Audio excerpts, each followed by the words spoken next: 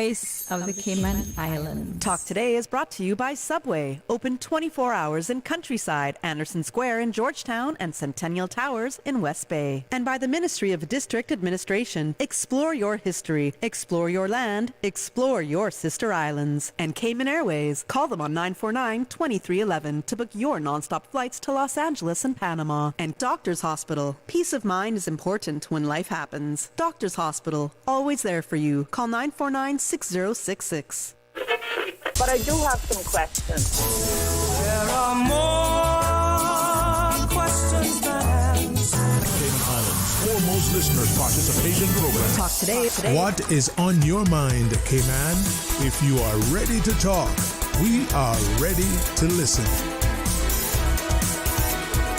Here's your host, Sterling Dwayne Ebanks. Wow, is it Tuesday already? I don't know. I don't even know it's still January, but it's going to be a day and we're going to make the best of it. They say not only makes hay when the sun shines, we all know the saying, strike the iron when the hammer is hot and all those sort of things. But guess what? We're going to do it together. We're going to do it in love. We're going to do it in a positive, prayerful, purposeful way as we invite you to be a part of a discussion, open line until 1.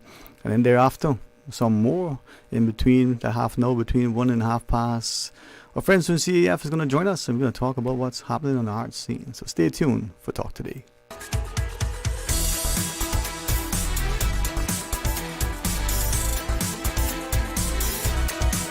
Talk Today is reminding you. Avoid any statements or comments which are abusive, derogatory, malicious, or defamatory. Do not use indecent language or make any statement that is false or misleading. Call 1-800-534-8255, 949-6990, 949-8037, or WhatsApp us on 925-3261. Email Talk Today at candw.ky. Let your voice be heard. And now, back to Sterling Dwayne Ebanks, Radio Cayman Talk Today. Hey, welcome back. Thank you for joining us. And thanks to all of you who are sending in some serious messages. I don't know as I just tried to type to that fellow. Is that something I can actually read? For 2 reasons. That's a lot there. And as his context, he said, this is conjecture. No, that's inflammatory. Borderline defamatory. If it was said, certainly, libelous as it's written, I don't think I want to engage in that.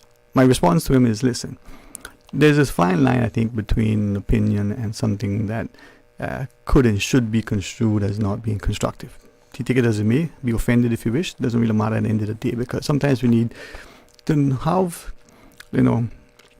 the good sense to be guided in acts and seek counsel, and other times to take license, liberty, be given a wide berth. But responsibility goes hand in hand with respectability.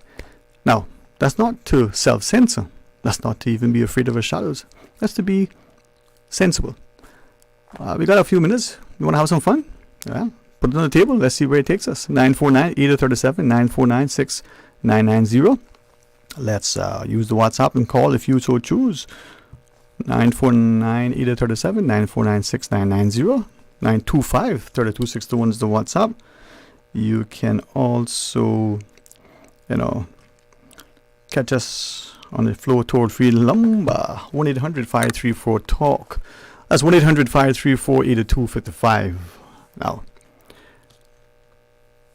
had very interesting discussions earlier. So grateful when people share. And there were two things that I sort of came away with. One, following a comment. Well, maybe I'll mention the third one because that is probably a little bit more politically, sensitive. But let's see. First one was individual said, listen, I made a comment referring to me that in the community there is this growing practice, no longer perception, that many of us are being silenced, not just in our own right, but by those with whom we work with and we work for. And it is not just the civil service. As many would say, that seems to be on the face with sensible. Not only do you not bite the hand that feeds you, but you want to respect the organization, now talk of the school and what have you. He shared an experience, and I'll ask you if you had this. He working with an employer, elections are coming, and this, I clarified, is no. This isn't last election. This isn't 10 elections ago. This is no. And being politically engaged, he says never a candidate, but always, chatting politics, because in his view, politics affect us all. And whether you are part of what is happening or not, you're affected by it. And from time to time, he'll make his comments known to co-workers, to clients, in general conversation. Maybe, unlike other people, very passionate about the subject, not just the politics of the Cayman landscape, but, what happens around the globe. And his employer shared with him, and he knows, they've shared it before. He just thought it was good advice, so he took it on board. But this time around, very, very directly said, listen, you need to curtail what you say and your participation, and if you're going to, play any active part, you need to consider finding alternate employment. And, he's had discussions. Now, I don't know that is necessary as to who the person is and where the person works and the qualifications and the years experience and all those things. But is that happening in the private sector? Have you either experienced that personally or know someone who has? Very interesting. We talk about a democracy. We beat up on the civil service to say they can't speak, yet we've seen very, very consciously, guidance to the civil servants. You can, and you must, participate to be informed as a voter, an elector. You go, there's a referendum. You can, and should cast your ballot and the like. Now, like any, I think, sensible approach, you do it respectfully. That may be accepted in a public sector, but is it something that has become the growing practice in the private sector? Even, he says, to the point where he was offered, now I don't know how long ago, I guess an appointment, a chance to be one of the members of one of the government boards, whether that is one of the statutory boards, as I inferred, or otherwise. And his employer said no, not because it would take up a lot of your time and you'll have to be away from the office, because I must share that many of those who share and serve on those public boards spend a lot of time trying to do a lot of work, and I don't believe the pay that they get directly really compensates for the amount of time that they contribute. That is that's a takeaway from that discussion. Should those boards be sort of constituted differently? Is there much that could be done more administratively without compromising the quality, the integrity, and the like? But he said even getting an offer, and he thought it was just a prudent thing to do, as he spoke to his spouse and another friend about it. He spoke to his line manager, his supervisor, to then be told no, you can't do it. And it wasn't because of the time. It was simply because of his words, the optics. What if the decision of the board run counter to? And I go, wow, that's private sector. Now you might say that's good, but as Mr. Bill Adam has said often, reminding us, first they came for this one and nobody said anything, then they came for the next one, the next one, the next one, and eventually they came for you and there's nobody left. All right, open line. We want you to share your thoughts with us. The other thing is, when we look at where we are, it was a comment, and I believe I heard it absolutely, as it was said. It wasn't said in any way. The Honorable Tourism Minister, Mr. Kenneth Bryant, shared that he thinks we made a mistake with the one man, one vote, one person, one vote. We need to go back to the multi-member constituency. Mr. Art then said, well, that's, you have X number to choose from, but you want to pick one. I want to ask you what you think of that. Is that any better than what we have? In this vein, there were two individuals that have been asking if they would come on to any of the talk shows. I don't care if it's mine, I would suggest they go to speak to Mr. Art, because he brings not just the expertise as being the cabinet secretary, being intimately involved with the elections. You remember his role, being the head of, immigration, but just his life experience and his publicly, sort of pronouncements, as it were. I said, go on that show, but there are other opportunities, and for them to share what they said, and they were of the view. The two individuals were simply of the view that if we're going to change, and we should change, that we don't do anything other than possibly have a very, very conscious, deliberate. One said, the next government at the outset said in 2 years, we would have set an 18-month public education and, solicitation from the public on what we need to do relative to our constitution or elections. The next 6 months, have a very conscious review and public discussion on what was achieved. Now, one of the ladies of the two said, listen, this isn't about, an electoral boundaries commission or constitutional commissioners. This is just about, somebody, whether under the commission secretariat or another entity within the elections office or whichever, but a formal, properly structured terms of reference. Here's our constitution, here's our elections, in relation to that and that only, including the amount of money that can be spent, and whether it's after nomination day, but any penny should be accounted for. And maybe put a cap on it, but not the 30 or 40 or 50 or 100,000, but a reasonable sum. That 6 months after that, that report is properly, put together, then put out again for another 6 months, with the intent that at the next general election, it'll be put to the public in some format, with implementation for the elections following that.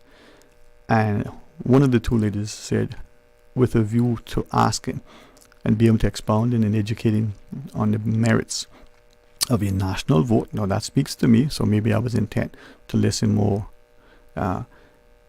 for the Premier and Cabinet, with a view that we structure so that the ministries, the portfolios do not change. They're properly done. The politicians come in, go into the roles, as opposed to the roles being cherry-picked to fit the politicians of the day. Keeping the continuity and the technical competency of the civil servants in those respective ministries and portfolios. And then we look at ensuring that the formulation of district councils are in keeping with democracy and participation. And one of the things at that level was to what extent the people who participate in the district councils need to be citizens and or elected voters in those districts, or just people in the country. We can talk about those two things if you want.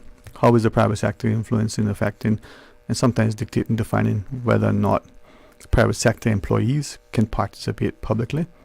And then secondly, to what extent should we consider our elections, how we vote, who is eligible to vote and to stand for election, national vote or otherwise? Well, you tell me. After this break, I want to hear from you. Stay tuned for Talk Today. Did you know ordering your favorite sandwich from Subway just got easier? Yeah, picture this. No more waiting in line. No more fussing with cash. Just a delicious taste of Subway at your fingertips. With our new app, ordering your go-to sub is as easy as a few taps on your phone. Plus, receive exclusive deals and earn loyalty points with every purchase made on the app. Download the new Subway app today and get ready to ditch the lines and drive straight into your flavor. Visit the App Store or Google Play Store on your mobile phone and search for Subway Cayman Islands. Subway. Eat fresh. It's me again, that old girl, traveling everywhere with Cayman Airways. This time, I go in direct to Tampa because Tampa airfares are on sale You know, it's been a long time and I seen Cousin Sally up in Tampa or Uncle Joe in Orlando, but I'm not sitting in the Orlando airport traffic, no sir. If you go in Orlando, Cayman Airways via Tampa, still the best way to go. You can even book a car rental through them, you know. And I know one thing, I'm racking up all the Sir Turtle rewards miles I can get for even more trips this year. For travel now through April 15th, call 949-2311 or visit CaymanAirways.com to catch your Tampa seats on sale now through January 27th. Stay cyber secure with Cayman National. Here are a few tips that will benefit you. Ensure to log out completely when you finish any online banking activities. Be aware of phishing attempts and only click links from trusted sources that are sent from your device through emails and messages. Remember, Cayman National will never ask you for your credentials. If you suspect a fraud attempt or that your account has been compromised, please immediately contact our customer support team at 949-8300. Did you know that Doctors Hospital provides urgent care services 24 hours a day, 7 days a week? And Doctors Hospital's urgent care physicians have access to the most advanced MRI and CT imaging in the Caribbean, providing reliable diagnostics when you need it most. When you need quality urgent care for an illness or injury, Doctors Hospital is here for you 24/7. Whether it's a migraine, chest or abdominal pain, shortness of breath, broken bones, or another urgent need, Doctors Hospital at the top of Walker's Road. Urgent care right now. Radio Cayman's Talk Today.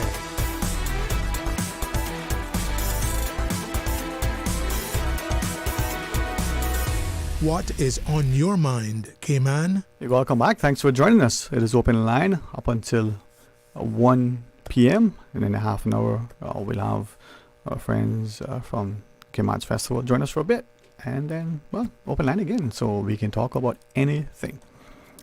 Certainly looking forward to learning from you as you share your perspective. It doesn't mean that you and the person to whom you're speaking necessarily see eye to eye. You may not even agree on anything.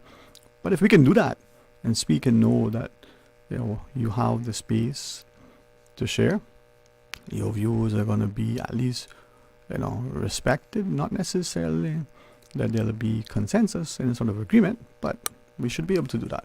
So 949-837, 949-6990, as we invite you to also try us on 925-3261. You have a number of options. The one option you should always avail yourself of is knowing that if a democracy is going to be healthy, it's going to mean that we, the populace, will have to participate. Otherwise, you're going to be dictated. People are going to define, decide, and determine for you the direction in which your life takes, and that's not always good. Even our parents, as much as we want to ensure we do the best for our children, will say that we want a child to negotiate, we want a child to be able to think independently. We want to guide and nurture, make sure that they're safe and share everything in love, but we want them to be able to think. All right, let's take these calls. Welcome, thank you for sharing. Hello, welcome. Hello. How are you today? Good, Mr. Sterling. How are you? Oh, I'm honestly very, very thankful. Very, very thankful. I just want to get one little thing across to you. Yes, please. This has been resting on me for quite a while. I am a widow from my second husband. Now, apparently, he is Caymanian, and he had a job taking care of the cemetery, particularly in Bordentown.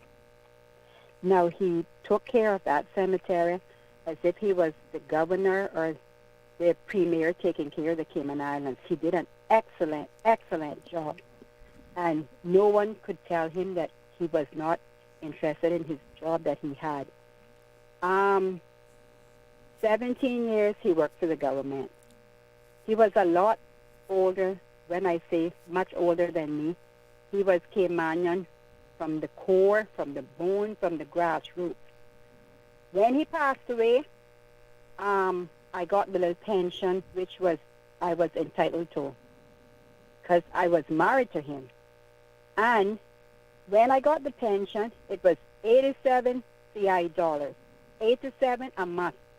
Now, that is a slap in the face for a Cayman man of grassroots that did an excellent job, had pride in what he did, and everyone said they did not want it to be buried nowhere else but in the cemetery in Bordentown. It was a Garden of Eden. I, for instance, wondering what $87 can do for a lady like me. Mm-hmm. I am not going to social services to beg for any help because I have more pride, more dignity, and I was taught to work, and that's W-O-R-K with capital letters. Mm-hmm. I was taught to work, and I am ashamed that I would have to go to social services. I am still working at my age, and I am a proud woman to be working. God has given me the health and strength. I'm in my 70s, and I am still working. No one knows my age unless I tell them. But this is what is happening here in Cayman. There are people that is coming here, getting private sector jobs. Then when they know that it's getting retirement, they're taking the jobs from the government, and they're working with government for so many years. When it's retirement time, they're seeking employment, looking for jobs. Now, they are in high positions, getting at least $2,000 and $3,000 a month, gets all the benefits from our government, and then they're looking for a job when they retire. Can you tell me, if they can't live off of $2,000 and $3,000 a month, how do they expect a poor Caymanian lady like me to survive on $87? You know, what is wrong with this island? Tell me what is happening. Every soul that has retired and come here and getting a government job for benefits, they get their health care, they get their pension, and even that, people are coming here that has nothing. They can't even speak English. Going to needs assessment, they're giving them place to stay, they're giving them food allowances, they're paying their light bills, they're giving them, you know, what is going on in this island. You know, people like me, I can speak out because I don't sleep with them, I don't socialize with them, they don't pay my bill, and I don't give a rat's ass. But this is exactly why a lot of people are afraid to speak up, because they're intimidated by the politicians and everybody else. I have spoken to Mr. Manderson about the $87, and he has assured me he was going to call the late at pensions. Today is the 21st of January, 2025. When I spoke to him the last time, he said, he had spoken to someone, they will give me a call. I said, sir, I'm leaving it to you because I don't know who you spoke to, and I would like an answer. Up to this day, I have not gotten an answer. I hear your frustration. I also hear your passion, and also the fact that, as you share, you have pride. You're not looking for a handout to help up, and you're questioning, is it fair? Is there any sort of equitable treatment for one and all? I hope you get some resolution, and I hope that it's soon and very to your liking, and you can share with us public if you so choose. All right. It's not really about the resolution. I'm hoping that something will be done. Mm-hmm. I am just on this radio calling to let the Cayman grassroots planted people that will sprout up here know exactly what is going on. Mm-hmm. We are the least in our own country. And people are fed up. We are fed up. All of these people that are running for the MLA, you know what? Everyone is out there looking for themselves and what they're going to get when the time comes. And you know what? As soon as they come to your door and knock, we're going to do this, we're going to help you. As soon as they get in, they don't even know where you live. They're just coming knocking, we promise you this week. I don't live by promises. I live by the health and the strength of God. That's who I live by. I don't really worry about what they do or what they promise, because every one of them is broken promises. Mm-hmm. Well, we don't need, Hey, thank you very much, okay? And I pray that we understand here what is being shared. Let's take the next call. Hey, welcome. Thanks for sharing. Hey, Dwayne. Hi. Good afternoon. Hi. Good afternoon. How are you? I'm fine. Thanks. Sorry, I was trying to put my TV on mute there. Put your TV on mute? Yeah. I have a choice for TV too, but anyway, let me leave that alone. Good to hear from you. Good to hear from you. Thank you. I had a few points I wanted to make, but I was going to touch on something that lady was just saying there. Mm-hmm. I would invite her to, I know it may be frustrating, but I'm speaking from personal experience. I would invite her to continue to call and plague and write emails, to whoever she's trying to get through to get some help. I can honestly say, some of some of the persons that she may have been trying to reach out to. I know they may be busy, and our civil service overall is very, very small. And I would just encourage her to be persistent. And even if she has to go to the GAB and insist on speaking to someone, I would encourage her to do that also. And I don't know who her MP is, but that is something I always encourage people to do, whether they voted for that MP that's in charge, as a representative for their district, still representing that district and the Cayman Islands in a whole. So I would encourage her to go that route also. The other thing I wanted to speak about was a young man. I saw a post this morning on Instagram with a young man. He's a native of Borden Town of Northward, and everybody's probably seen him walking, on the roads back and forth to town. But I saw a picture with him sleeping under a tree. It looks like on a commercial property, so it may be in Georgetown. And there was a picture taken of him, and it was a what they like to call a trolling picture, But I wanted to say that I was really, really disappointed to see the picture of him sleeping there in a public place, and I'm not sure whether it was seen or forwarded to anyone who may have been of assistance. But this young man, I think, has mental health problems. He's really no hurt to anyone, but for us to have a Caymanian seen sleeping, on the lawn against a building under a tree, it doesn't depict a good picture here in the islands. We don't know who is seeing that scene, and it's not something that we would customarily expect to see here in Cayman. And I think, there should be police should be looking out for these sorts of people so they can try to offer them some assistance. I think we need to actually open up an open door shelter. I know they have those in Tampa, in the States. I've volunteered at one, but we really need to have an open door shelter where persons like that can actually just walk in at any given time, and if they need somewhere to sleep, or they're tired, or they need a meal during the day, or something like that. And in Tampa, I know churches had those types of facilities sometimes, like the bigger churches. So that's something, if anyone's listening, could be considered. The other issue I wanted to touch on quick time was I've been thinking, President Trump was inaugurated yesterday, and he is deporting persons left, right, and center, and people have voiced concerns about certain, some of those persons might even try to travel over to the Cayman Islands because our visa entry requirements aren't that stringent, and so I wanted to hear what your thoughts were about that, because I'm thinking that it's probably also time that Cayman, not because of President Trump and what he's doing in the U.S., but I've thought about this for a while, that it's probably time that Cayman implement more tighter requirements in terms of applying for visas to enter the jurisdiction. So for instance, phone interviews or Zoom interviews where they can speak or see the interviewees, and that way have a better I don't think they even do interviews across the board. I was told a little while ago when I called CBC that they do randomly interview some persons, but I think it could probably be a requirement, because that could be a deterrent from, getting, for lack of a better word right now, unscrupulous persons getting visas. Yeah. In answering, let me ask two things. One has two parts, the next one is standalone. What is it, in your view, that President Trump is doing? When you say, with what he's doing, I want to hear exactly. You're talking about in relation to deporting all these people. What is it that he's doing? And in your view, is that a good or a bad thing? You there? I'm here. In a way, for me, it could be a positive thing for the country, because he is I'm trying to find one of the words that he used, eradicating, persons of certain characteristics and behaviors and lifestyles in the country. And he's focusing on all different countries. So I think for me, it's okay. More of a positive thing. Yeah. So you're in favor of it then? That's why I make sure I'm not putting words in your mouth, but I'm not misunderstanding.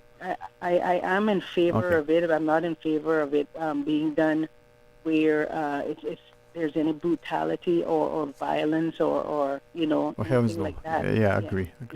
Yes. Okay. So yes, I agree. I understand that there's one Caribbean nation that is against taking back their nationals. Which one's that? You want me to say it publicly? Well, why not? I mean, if you understand it, I mean, it could be wrong, it could be right, but it doesn't matter. I mean, if you don't want to say it, let's try to figure out why we don't say things.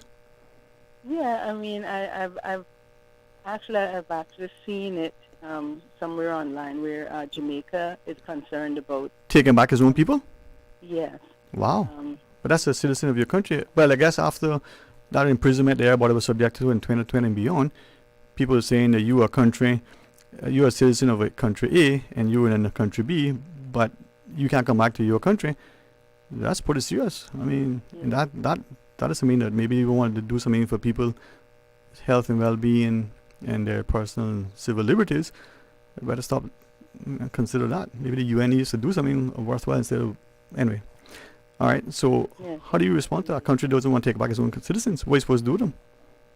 Well, I mean, that's like President Trump said, that's not our problem, meaning the U.S. problem. That's their problem. Our problem is making sure that we don't have the overflux of certain persons. Now, I'm not saying specifically from Jamaica. No, I want to emphasize that. Yeah. You're not saying that. You're saying overall, yeah. And I don't want people to get in. See, it's so easy to get into vitriol and the emotion and figure, and someone lose the objectivity, right? Right. My understanding would be that if you're a citizen of a country and you can't get back into your country, where are you supposed to go? Right. I mean, have no place of abode. And an independent country, not like where Cayman is at, where you seems that we've devalued, being Caymanian in every way. But if I'm a citizen of country A, by birth have all this stuff, and I can't get back there. Not that the country needs to verify that you have legitimacy in terms of your documentation, but wow, it's interesting. Yes, well, I've had this thought for quite a long time because thinking of the falsifying of police records, it's very easy to do that, and I understand from CBC that police clearances or records, whatever they're called, they come sealed to whoever requests them. But if you request your police record, you have to open it in order to email it to them, CBC. Right. So in that case, how do they differentiate and determine that it is in fact a legitimate document and created? So I'm just thinking with all that's going on here on the island with immigration and population control and those sorts of things, that it could be something we could start considering in terms of doing interviews. I don't know what that entails. Yeah, and sharing as you did, hopefully would raise the awareness and get us to think. I'm thinking as you shared to Mr. Manderson, the Deputy Governor's comments recently, I believe it was on a Margot with Sandy Hill, when he said when it comes to the Cubans, we've got a process. We've got to make sure that when we send the information back to Cuba needs to look at it and say, well, you say the Cuban, we need to make sure. We understand that there needs to be some sort of vetting, due diligence and the like. What I'm saying is if you can substantially prove that you are a citizen of that country and you want to get back into that country, the whole political and diplomatic quagmire that could be created if the country says, no, Bobo, we don't know who you is and where you're from. You might be from here, but you're not coming back. What happens to that person and how does that? Mom, good points. Thank you for having the courage to raise them, and hopefully this is the time to do so. All right? Yes. Okay. All right. Take care. I just want everybody to understand I'm not knocking one nationality, and I'm not saying that we don't welcome people here to our islands. That's far from what I'm saying. Well, I hope nobody takes that. We want it to be done in a way where it's controlled, Well, if you ask the people who live here, let's just use Cayman, no matter where they're from, no matter how long they've been here, they're going to say, let's make what we do so that we keep safe, civil, good quality of life, but people's personal safety should be paramount. So thank you very much, okay? Absolutely. All right. Bye-bye. Bye-bye. All right. Let's take the break. Thanks, Miss Susan. When we come back, will you join us? Did you know ordering your favorite sandwich from Subway just got easier? Yeah, picture this. No more waiting in line. No more fussing with cash. Just a delicious taste of Subway at your fingertips. With our new app, ordering your go-to sub is as easy as a few taps on your phone. Plus, receive exclusive deals and earn loyalty points with every purchase made on the app. Download the new Subway app today and get ready to ditch the lines and drive straight into your flavor. Visit the App Store or Google Play Store on your mobile phone and search for Subway Cayman Islands. Subway. Eat fresh. Accidents and illnesses can strike without warning. Ouch! When it comes to urgent care, every second counts. At Doctors Hospital, we have a dedicated team of experienced doctors and nursing staff available to you 24 hours a day, 7 days a week. Don't waste time in an overcrowded emergency room when you need urgent care. Whether it's a broken bone, a severe infection, or a sudden illness, trust in Doctors Hospital's unwavering dedication to providing the best immediate care. For complete urgent care when you need it the most, choose Doctors Hospital, located in Georgetown, 16 Middle Road. Stay cyber secure with Cayman National. Here are a few tips that will benefit you. Ensure to log out completely when you finish any online banking activities. Be aware of phishing attempts and only click links from trusted sources that are sent from your device through emails and messages. Remember, Cayman National will never ask you for your credentials. If you suspect a fraud attempt or that your account has been compromised, please immediately contact our customer support team at 949-8300. Wouldn't it have been grand if you had purchased land 30 years ago? It may not be 2020, but a perfect vision has never been more clear. Cayman Brac and Little Cayman, poised for growth with an eye on the future. Your land, your history, your future. Discover all that our sister islands have to offer. We give you honor and praise, adoration and glory. Radio Cayman.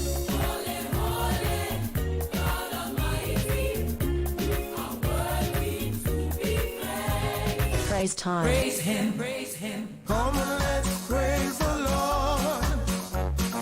Come and let's praise the Lord.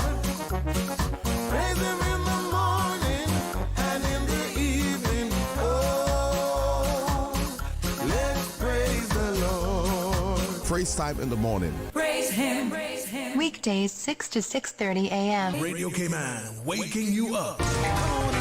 Rock my soul in the blues of my favorite. Rock my soul in the blues of my favorite. Praise time. I know He cares. He'll always be there. Oh, yeah. Praise Him, praise Him, praise Him. Praise time. Set your clock for 6 a.m. or you will miss it. Radio Cayman, maintaining the innovation. On a daily basis, making it easy to connect with you, our listeners. Add us to WhatsApp today, 925-3261. That's 925-3261. Radio Cayman. Send a text or voice note. Message us at 925-3261 on WhatsApp today and get active with Radio Cayman. Radio Cayman, the voice of the Cayman Islands. Radio Cayman, maintaining the innovation. Radio Cayman's Talk Today.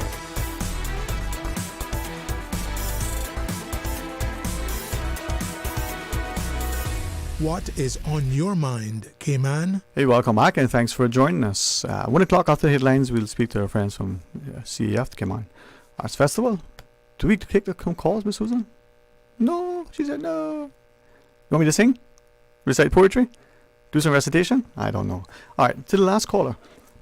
For those who were able to join us, hopefully to hear all that she was sharing, for others who may only caught, as they say, the amen, the tail end, she was just asking the question as I think she was very, very respectful in saying, not talking about any one nation, any one nationality, and asking to what extent is the Cayman Islands, as a non-independent nation, ensuring that its borders are not porous. Its borders are such that we welcome people that go through the proper channels, and while they're here, they're treated with respect. As long as they, abide by our laws, they get to enjoy the time that they're here. Quickly, during the break, someone messaged and asked, well, how is it then that, from two perspectives, and I'll try to see if I can put it exactly as they shared it, or as close thereto, in our courts, it appears that there are some who have shared that unless and until the courts make a declaration that they're going to order deportation upon sentencing and the service of that, then there is some qualms about whether the person can be deported. Now, this is a non-national in the country legally or illegally. How is it then that people in prison who have committed an offense ended up going through the justice system, charged, convicted, sentenced, and serves that portion or all or however much, then can somehow remain two words that were used, anchor babies? Interesting. And then secondly, the person asks, is there any truth to the growing rumor that somehow pressure is being brought on the country to impose some sort of deportation court? Now, another name was used before that is even considered. The final point from that person is what happens, and I do not have the answer. I'm not schooled or skilled in international relations and diplomacy, but country A says to country B, these are your people that are in our country.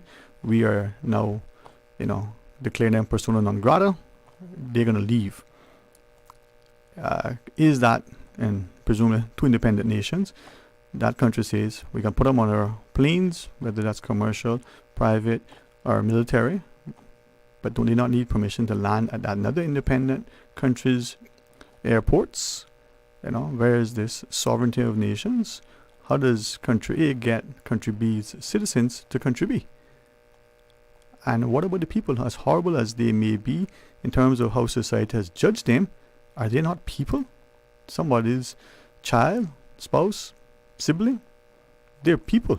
Now, I know that some talk about human rights and they get up in arms and they say, what about my human rights? And human rights is, well, whatever you term it. What about the person, the humanity? It's a person. All right, let's pause and take a break. 1:30 we'll pick it up. Stay tuned for Talk Today. From Radio Cayman's newsroom, this is Headlines. Local, regional, international news. The Headline News is brought to you by Kirk Market and Health Services Authority. The Department of Vehicle and Driver's Licensing wishes to advise the public that all its offices will be closed on Thursday, January 23rd, to facilitate a staff training. All offices of DVDL will resume business operations on Friday. The DVDL apologizes for any inconveniences caused. Good afternoon, I'm Dion Anglin with your headlines and news elsewhere. From behind his desk in the Oval Office, U.S. President Donald Trump signed a flurry of executive orders and decrees aimed at cracking down on immigration. From one order tackling the definition of birthright citizenship to another declaring illegal immigration at the border a national emergency, Trump swiftly made moves on his promises to tighten the U.S.-Mexico border. And Elon Musk has caused outrage over a one-armed gesture he gave during his speech celebrating the inaugural of Donald Trump. Musk thanked the crowd for making it happen before placing his right hand over his heart and then thrusting the same arm out into the air straight ahead of him. He then turned and repeated the action for those sitting behind him. Many on X, the social media platform he owns, have likened the gesture to a Nazi salute. That's a wrap of your headlines. I'm Dion Anglin. More news available at www.radiocayman.gov.ky. Check out our social media pages: Facebook, YouTube, X, formerly Twitter, Radio Cayman Headline News.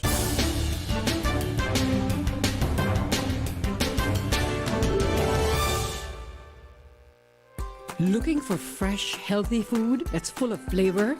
Then you've got to visit Kirk Market. Our dishes are made with fresh, high-quality ingredients. Enjoy vibrant mixed greens or satisfying pasta salads. Or try one of our delicious grill options like blackened chicken, spicy beef steak, or grilled salmon. Looking for something light and flavorful? We've got sushi rolls and poke bowls prepared daily.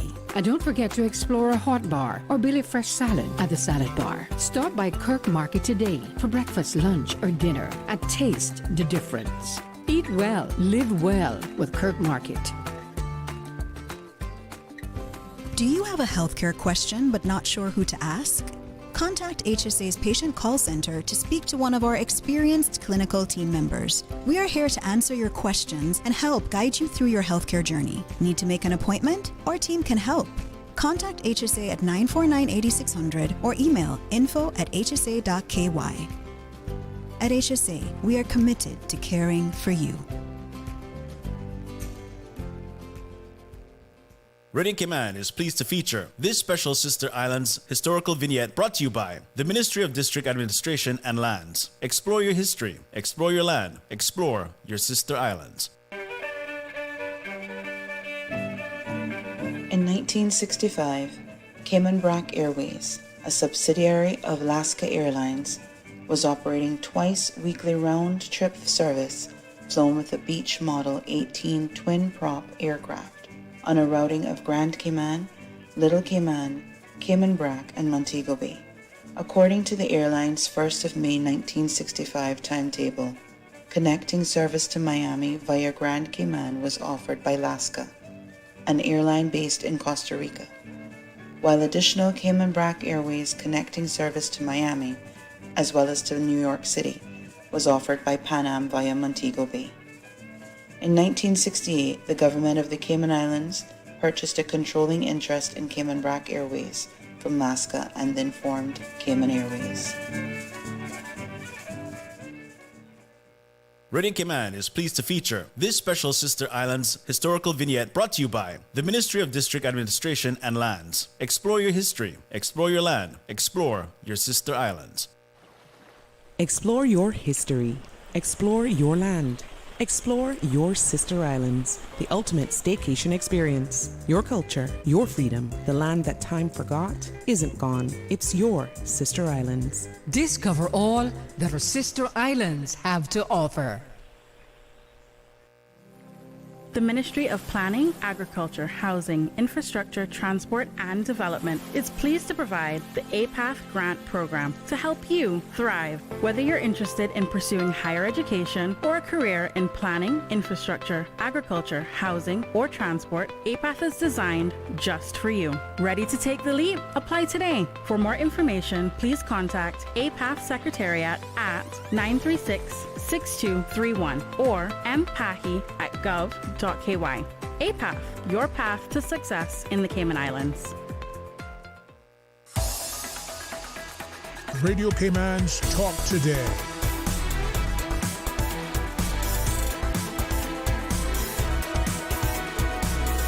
What is on your mind, Cayman?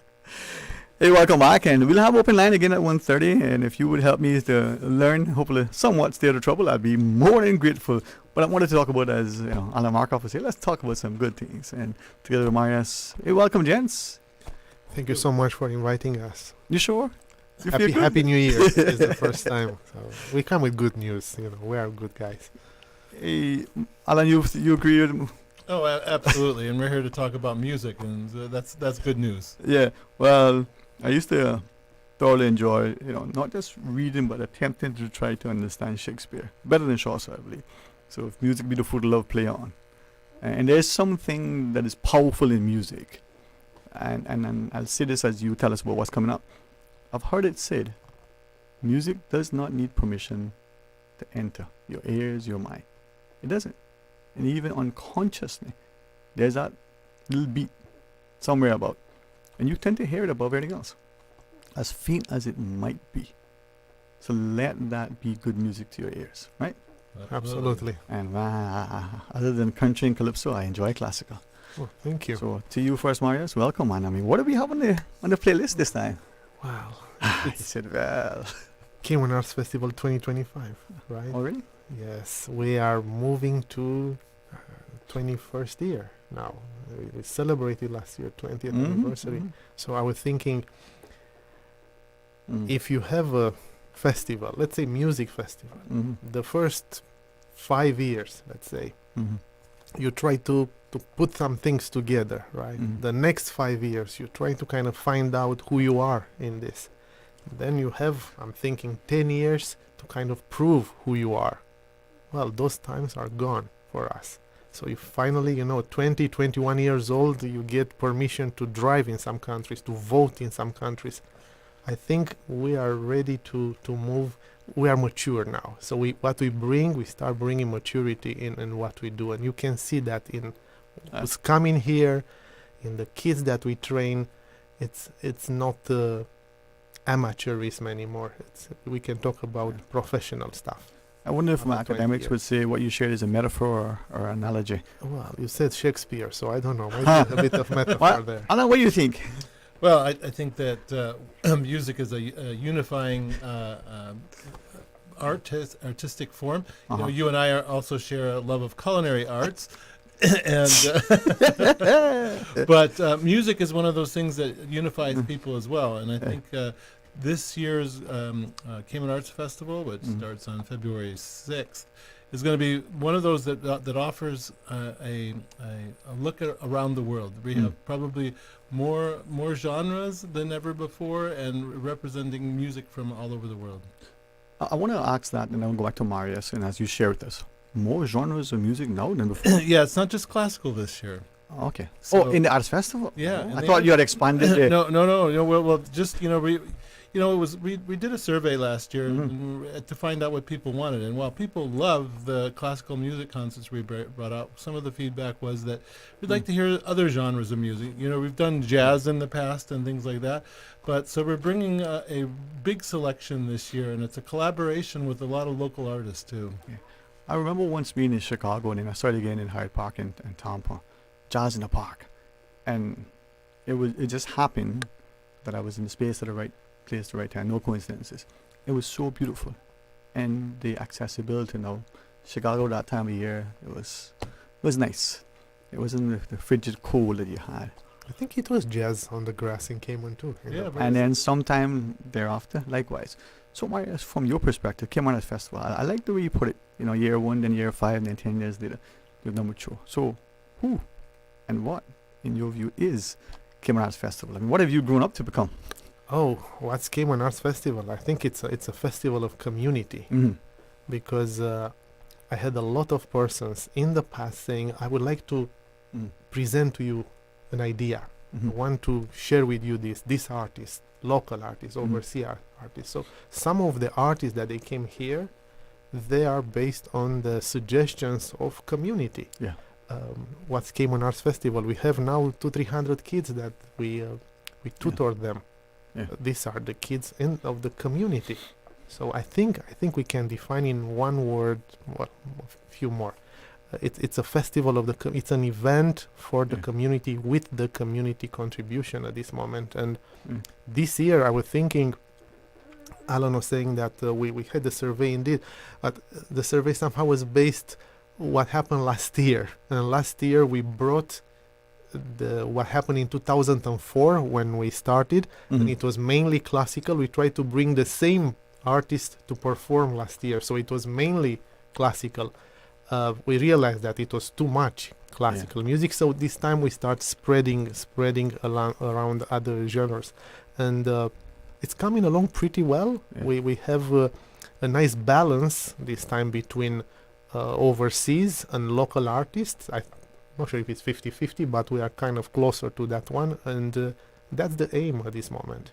And I think this is where we hear often in relation to different iron sharpens iron. So if you can have international, regional expertise and experience to your shows, not just the knowledge transfer that should happen in business and the like, but a musician, an athlete, sharing their craft, showing you how they've succeeded, how they do it, and you who are in this space, interacting, you can learn, you can benefit, and both can recognize. So Alan, this is, as Maria said, this is good for the community. Oh, absolutely. And it's not just, the students of today that this benefits the community, because now being over 20 years old, we've had a lot of alumni, grow up through the program, and they're now musicians in church choirs or church orchestras, and they're playing, some of them with the national orchestra. They're musicians out in their own right. So it's creating a foundation of music, and not just all genres of music. Once you're classically trained as a classical musician, you can go out. It's kind of a good foundation to be a musician. Yeah. And that ability, not just innate, but one through consistent, concerted practice, I remember going to a Chalice concert, and there was a power outage, and whether they had prepared for it or not, whether this happened previously, but almost seamlessly, they chatted quickly, they then regrouped, and there were a few classical instruments, there was a little a cappella, and they brought it together. So they went from whatever they had programmed, for that evening's concert. To me, that was fantastic. It showed the respect that they had for their craft, but for their fans. It's hard to stop the music. It's hard to stop the music. Isn't that a song, Don't Stop the Music? I don't know, could be. Susan, that's a song, right? Don't Stop the Music? Yeah, she's like, yeah. She's a reference. It's hard to stop. Before there was internet, there was Susan. So how do we be a part of making sure that the music plays on? I mean, Rodney says, a lot of drinking will continue, but, we also had a meme during COVID, but... At this moment, you just come to the concerts. This is the best part, because we, as I said, it's a community event. We have sponsors that will cover the cost of the events. We have volunteers. Just need the audience. So if you want to feel that you are part of this 10 days of music, just come and enjoy it. Okay. I know we got in the ensuing weeks, we got a number of discussions with you and visiting musicians and others, but give us a preview of what's coming up. When is it starting, and where do we get tickets, man? Yes. The festival will start on February 6th. Most of the events will be at Harkwell Theatre. It's a Thursday, right? It's a Thursday, yeah. yes.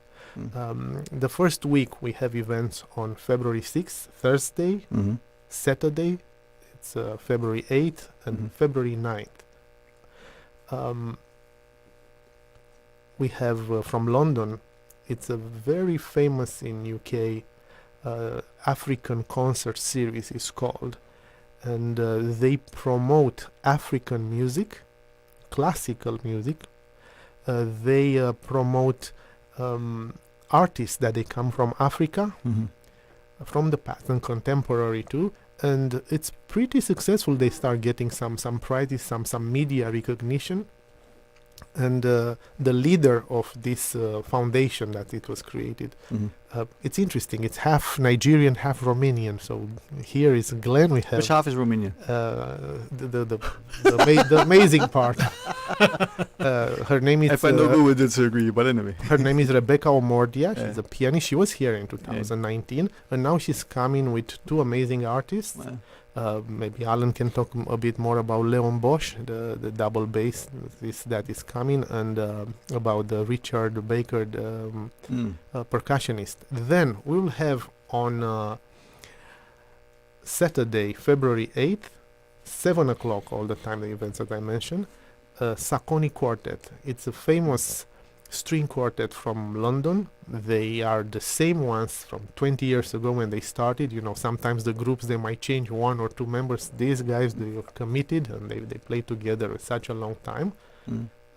That's another event. And what I like at this particular group is that they will have a day earlier on Friday, 12 p.m., a concert for students.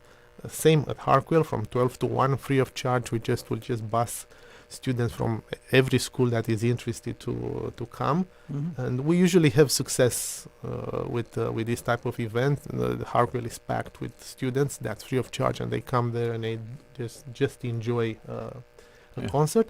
On Sunday we will have Broadway performers that they come to perform with Cayman Youth Choir. So it's a nice combination. And we try to keep together the local and the overseas side to come together and to come with a nice concert. This is the first week. The second week, we have our Cayman Arts Festival Youth Camerata, which is our Camerata means a small orchestra. They are very versatile. We have some of the best kids that at this moment they are on island on strings and other instruments. We put them together.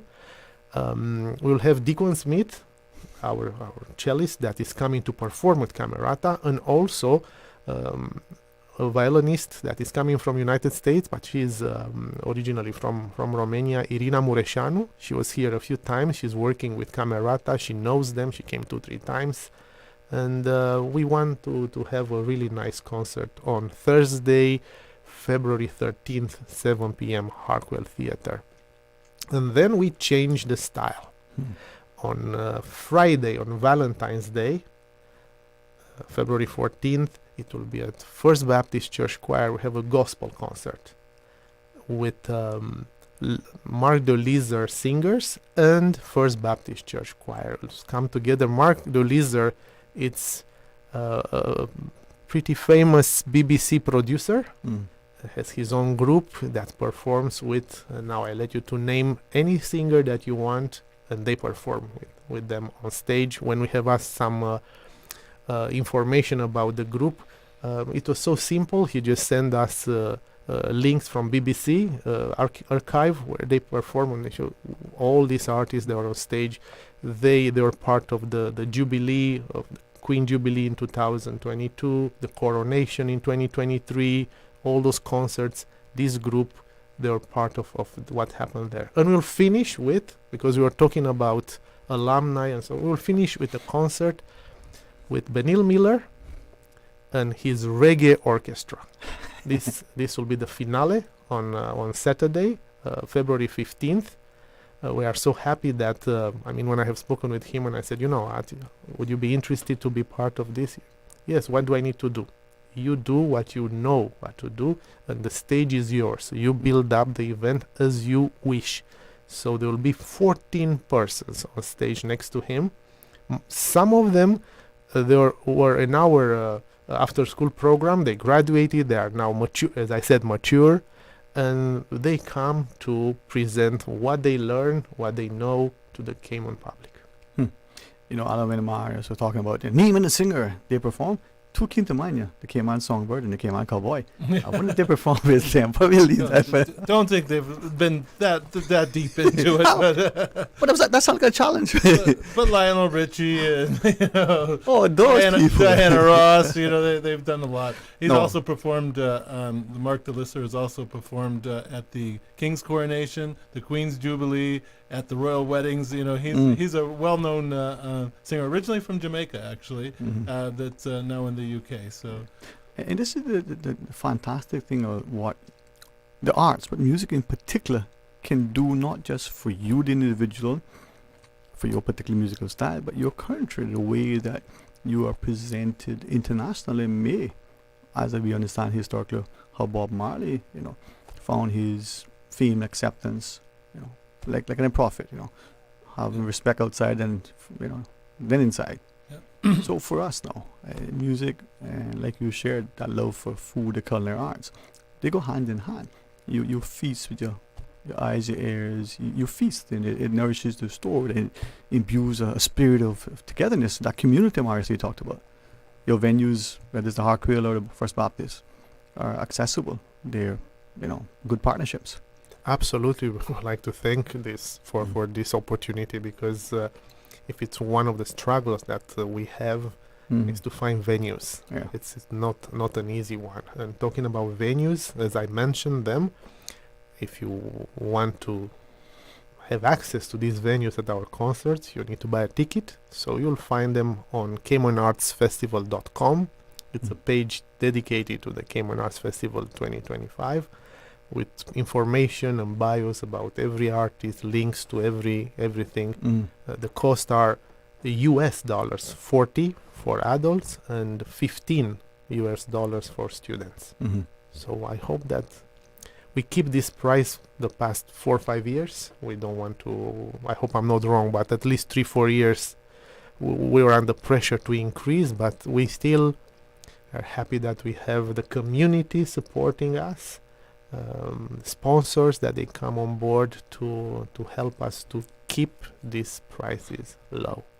Yeah, and that accessibility, because sometimes it could be transportation, it could be whether or not you have the financial sort of ability, or that you believe that that thing at that point is, what you should do because of the limited resources. But the students that you ensure attend, the school's participation.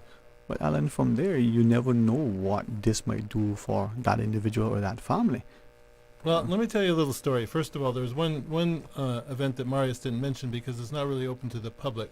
It's a concert we do for school kids only, right? So, and I went to the one last year just to help out, and I saw almost 300 children from, I don't know, 10, 12 schools. I forget how many it was. And what I noticed was that they were all just, you get a bunch of kids there, they're going to talk and everything, but they were all, it was unbelievable. It was John Williams McLaughlin and Asiya Korkpanova, and they were just completely enwrapped with this. And my love for music, for classical music, started a very similar way. I went on a field trip to see the Cleveland Orchestra back when I was probably 12 years old, and that's what gave me the love of classical music. So offering this accessibility to kids to experience this, and not just play in the camerata or something, but actually witness an event like that is something that can change a life. Glenn Ananga, artistic director, said that one of the things that that changed him was when he got to go to the Lucerne Music Center. He also saw the Philadelphia Orchestra play, and it changed his career outlook. He was an engineer, right? But he decided that's what he wanted to do. And as you shared that, obviously Marius is, I like the humility and the ease with which you sometimes reference not just the people who have performed, but the people who are coming to perform because they did in the past and wanted to come back, but who want to come. But you referenced John Williams McLaughlin. For some of us, that just shouldn't be a name that is in passing. I mean, what has he done for the country that was so fantastic or recent? You remember? No. Well, I don't know. We'll have to ask somebody. He's a musician, He's a musician, but if you want to talk about a musician who's made an impact way beyond the one who's coming, Leon Bosch, who will be playing in the African concert series, has a compelling story. He grew up in South Africa, subject to the rigors of apartheid, and becoming one of the world's best double bassists wasn't an easy path for him. And hopefully we can get him in here to do an interview with you. He will be here because he's quite an intellectual, and you two could have a really good conversation, right? And he's a well-spoken man. He's a professor, and but these are the music transcends boundaries. That is it. Alan, thanks for that, because over the years, Marius and I have had some good banter on air, and something that we share in common. We love music, but I believe we both would agree and acknowledge publicly that if we had to take a note, put it in the wheelbarrow and carry it, we'd have a little bit of a challenge, right? We don't sing that well publicly, no. But we do it with joy. Yes, I like to. I'm a really good spectator. I'm a really good spectator. I'm quiet. I'm listening to as best as I can. There you go. I can hum. I'm a good hummer. Not even that I would even mention. But the reason why I emphasize that is I want us to recognize that it doesn't matter whether you're musically inclined. Two things are evident. You have access. It's accessible. And secondly, by the exposure, the introduction, the opportunity, you get to appreciate that life has all of this. So from the educator who's going to use music and math or music to teach how to do things, but just to fellowship. Oh, absolutely. Absolutely. It's one thing to learn how to play, and I wish I had learned how to play, but I still enjoy it immensely. And that's part of it. Part of the music is to be enjoyed. Music, man. Music brings us together. And I've been privy recently to a few of the BBC series, and they were looking at African music, as you referenced that. And it's beautiful. You don't need to understand what is being said. You might not even appreciate the complexity of the notes. But man, you just listen to it. It does something for your brain because it's new. It's different, but it does something for your spirit as well. Oh, yeah. Oh, absolutely. And, there's something for everybody, and we would encourage people to experiment. It's not that the ticket prices aren't too expensive. You're not sure you like classical music. You know what? Come out and listen to the string quartet, because it's just absolutely beautiful. Right. And the gospel music is also having a choir. The choir that's coming over from England is 16 members strong, and they're joining with the choir from the First Baptist Church. So it's going to be just this powerful experience, I think. Well, not to name drop, and certainly not to impinge on anybody else, but every church would recognize and appreciate the fantasticness that is the First Baptist Choir. I mean, they really are phenomenal. Their Christmas programs are on a national level, right? So having that collaboration, we the audience can only benefit. Whereas in closing, that idea that music brings us together. The 6th of February, isn't that far away. Tickets are available now? Yes, tickets are available. You just go on our website, as I mentioned. On the menu, you'll see Cayman Arts Festival 2025. Click on it, check the events. You can pick from any.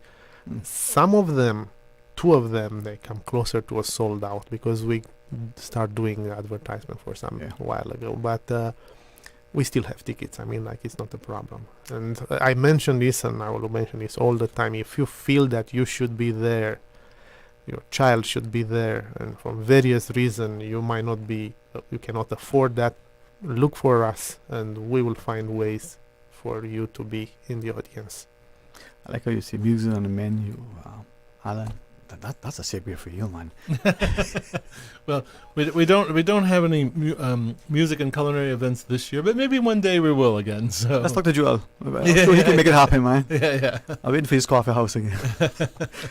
I'm grateful that you would individually and collectively make time, continue to ensure that our students are nurtured, inspired, and hopefully as parents we can see that this can not only be fulfilling in its own right as it should be, but potentially this could be something that gives them international acclaim, a great financial reward, but a realization of their gifting. Well, I can tell you this, from the musician standpoint, Cayman Arts Festival already has international acclaim. People know what we're doing here. One of the reasons Marius mentioned Irene Mirazano, one of the reasons she loves it is because what's happening here with Cayman Arts Festival is actually unique in the world. I mean, our education program is something that others can model. And she's brought in, because she has so many connections, she's brought in a lot of serious names to perform with us before and ongoing in this festival as well. So I mean, that people in the world of musicians, they know about us. You know what? Good to be on the map for a good reason in the Cayman Arts Festival. You get the closing word, Mr. Arias. First of all, thank you so much for inviting us here. It's such a pleasure all the time. We feel comfortable here, and we are happy and that we can share with your audience this type of information. There are not too many festivals in the Caribbean that is doing what we do. I found one more. Keeping the proportions, the same type of islands, same population. It's not easy to have 21 years in this business. You just need continuity and consistency, and we cannot do that without the public. So I'll have 2 more C's. We hope that we can see as many as possible at these events. Community and commitment. True. Gents, thank you very much. Thank you very much. And I know as Really Cayman partners with you, it brings the community better. Hopefully, recognizes how we position our country, but also our individual citizens. So from that aspiring musician to that one who isn't quite sure where she's going to end up, music can only improve. Enrich your lives. Enrich your life. Thank you. Well, may I invite you to have a safe and enjoyable, not just the rest of today, but the next millennia. How about that? Thank you so much. There you go, man.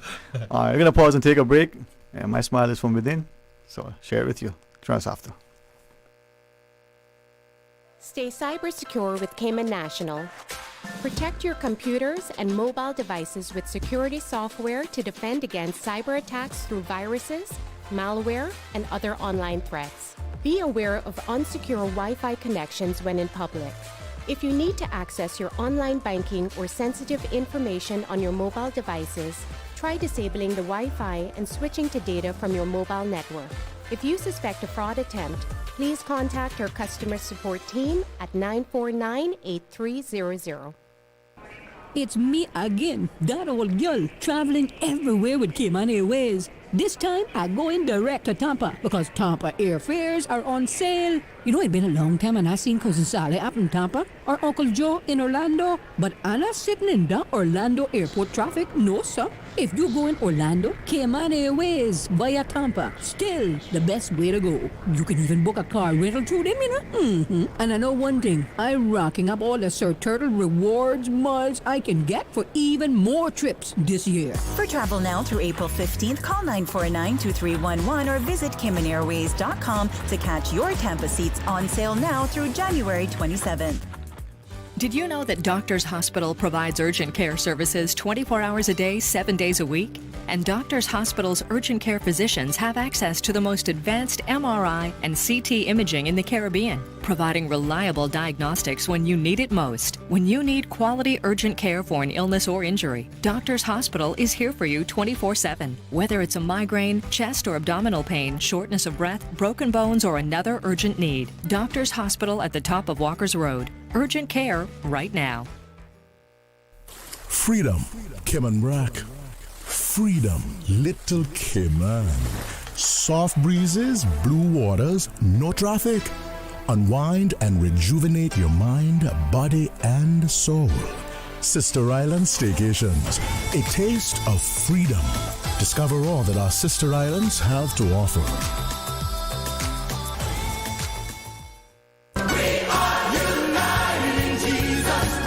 You're invited to join the March for Jesus in Cayman Brack on Saturday, the 25th of January, starting at 4 p.m. at the Port Authority and then going down to Watering Place Gardens, followed by the praise and worship concert at the same venue starting at 6 p.m. Together, let's march for Jesus. For more info, visit www.christian.ky and click on the March for Jesus tab. Jesus is our only hope.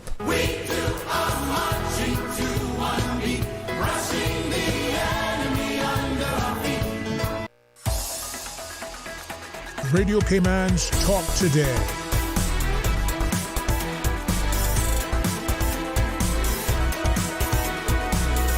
What is on your mind, Cayman? Hey, welcome back, and thank you for joining us.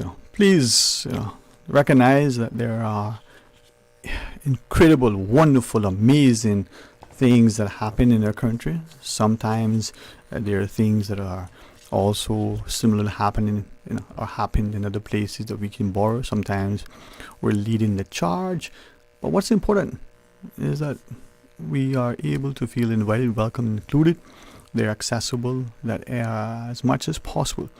Any impediments, financial, transportational, or otherwise, are as best as possible removed so that we have level of access. Correspondingly, it's important that we participate, but we do so in a respectful way. So if we're in the audience, we don't heckle. If we have to critique, it's constructive. When we're participating, we're giving a performance to the best of our ability. Whether you're the player and the first 11, or whether you've been on the bench and this is the first time the coach gives you a sub, hey, you do your best always as we take this next call. Hey, welcome. Thanks for sharing. Hi, good afternoon, Sterling. How are you? Wonderful. How about yourself? Not too bad. Jordan Rivers here. I want to talk to you as a West Bayer to a West Bayer for a little bit. Okay, and can we expand that to Caymanian to Caymanian? And better yet, to one young man to another young man? No, you're perfectly right there, sir. There you go. All right. But in particular, there's a few happenings that are taking place in West Bay. One of them being that there's I don't know if you want to see the rounds that it's making on social media yet, but if not, I will enlighten you and the wider public on it. With the dock in the gate? Yes, sir. Oh man, I'm hoping that you mentioned it because I was waiting for somebody before I did. Go ahead, but you tell me because I don't know what happened. You tell me. Well aware, sir. I'm glad you are well aware. I understand how contentious of a point that can be for a lot of persons, and that. Let's start by saying people. How about that? A lot of people. Let's talk West Bayers to West Bayers. We say people. West Bayers. There we go. We can agree that it is a contentious point for West Bayers. For people. Yeah. For people. There we go. Because we are people of the ocean and the sea, correct? Yeah, man. So, but while it makes its rounds and stirs up the mess that it stirs up, and I can completely understand the emotional sentiments towards those things, people just need to. I feel that it's important for people to understand that I, as an individual, can completely sympathize with how they feel about these situations. But I believe it's important for us to address concerns in a way that fosters unity and mutual respect, Sterling. Right? The Caymans as we know, it has always been known for the hospitality and inclusivity. And it's disappointing to see language that, unfortunately undermines those values and dismisses members of the community as riffraff. Unfortunately, our people are, whether they're fishermen, locals, everyone enjoys the coastlines and visitors as well. But they deserve respect. While I understand, honestly, Sterling, that private property rights are to be respected in the country, we also need to recognize the contributions and heritage of the local community, especially those who long depended on that kind of access for their livelihoods. It's many business, including that business there, Indigo Divers, they have benefited from the shared spaces over the years, Sterling. Right. And it's only fair that that access remains equitable for all. And I think it needs to be handled better. There's nothing wrong with you having signage to keep a business. I completely get the need to run and operate a business, but you don't make a public spectacle of it or relate to Guantanamo Bay. That needs to be a bit more measured in the approach. So I understand, but I'll leave you with this, sir, and if you need to stay on to talk about it, I'm more than happy to talk for a little bit. But yeah, man. I just want to encourage all stakeholders to engage in some level of constructive dialogue so we can ensure that those public areas are preserved for both the benefit of residences and businesses. Right. We need to work together to maintain the balance that has just made Cayman so special. Right. Well, I appreciate you sharing it. And at the very outset, one of the three things that I said I said two, and maybe three, and then I held off in the third, which is what you just referenced, because I wanted people to. Now, I preface it by saying that I want us to be mindful, as you, I think, shared, that we can infer in that let's be careful that we don't get to a space in our country where it becomes so divided that we lose all sense of respect and civility. But it would seem that there are people, things, or maybe the circumstance that could be that incendiary device, and I don't want that to happen. So with that in mind, I've got a call from individuals, in particular a couple who originally not from here but been here close to 50 years, right? And for whom I believe not only the community will have the utmost respect, but they have that much respect for the community. And they shared that when they first came, up until just the other day, they were always of the view that the iron shore, right, people could walk along the iron shore, and for whatever reason that may be in their backyards, but that was in their view sort of public. No, not their yards, but the iron shore. Get into it may be a challenge, but once you're on it, you can walk along and fish. And that's how they, when they constructed their homes on the iron shore, that's how they ensured that was preserved. People in the years have always been respectful when they would fish in from the iron shore, immediately behind their homes. The other thing is, someone else weighed in and said, but wait a minute, we have the beach accesses, we got seemingly the government entities, having their discussions as to whether or not beach accesses need to be labeled and promoted and protected. We have rulings from whether the lands and survey, the courts, or whatever about these accesses need to be registered and all of that, so that there's some sort of play being had and the public being deprived. But the third thing in relation to that whole thing is just walking along the beach, whether the seawalls impede you from moving from point A to point B. But when you look at getting to the beach, or whether you're somehow on the beach and you're moving along, you're seeing these little fences, roped off areas beyond any semblance of vegetation that creates less and less space for people to actually move along the beach, and it's not consistent. I reached out to one of our legal minds. Her view was that those are not legal, but when asked what do we do, she didn't really have a ready answer, because one, seemingly any discussion with any entity, politician, government agency or otherwise, there seems to be some sort of confusion, my words from what she shared, as to what can be done, if anything.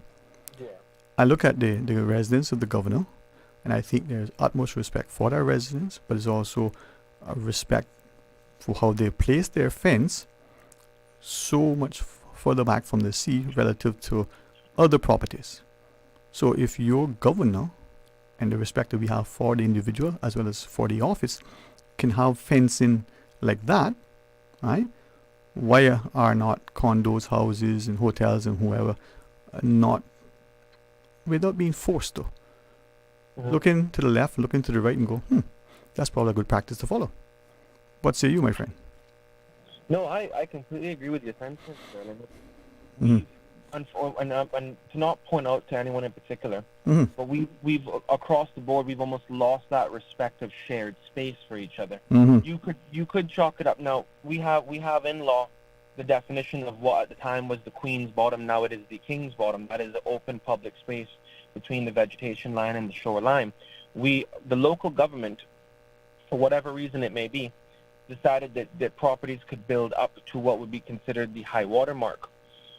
And that is a drastically change, and this is completely my opinion here. It's drastically changed the coastline in a very unfortunate matter. It's, us as a country and citizens, we've always been accommodating to persons coming into the country and sharing our space and our heritage and culture with them. But we've seemingly forgot that those persons don't always come from areas where they share the same belief systems. Now, we would have hoped that they would have adopted or taken it on a lot more than they have.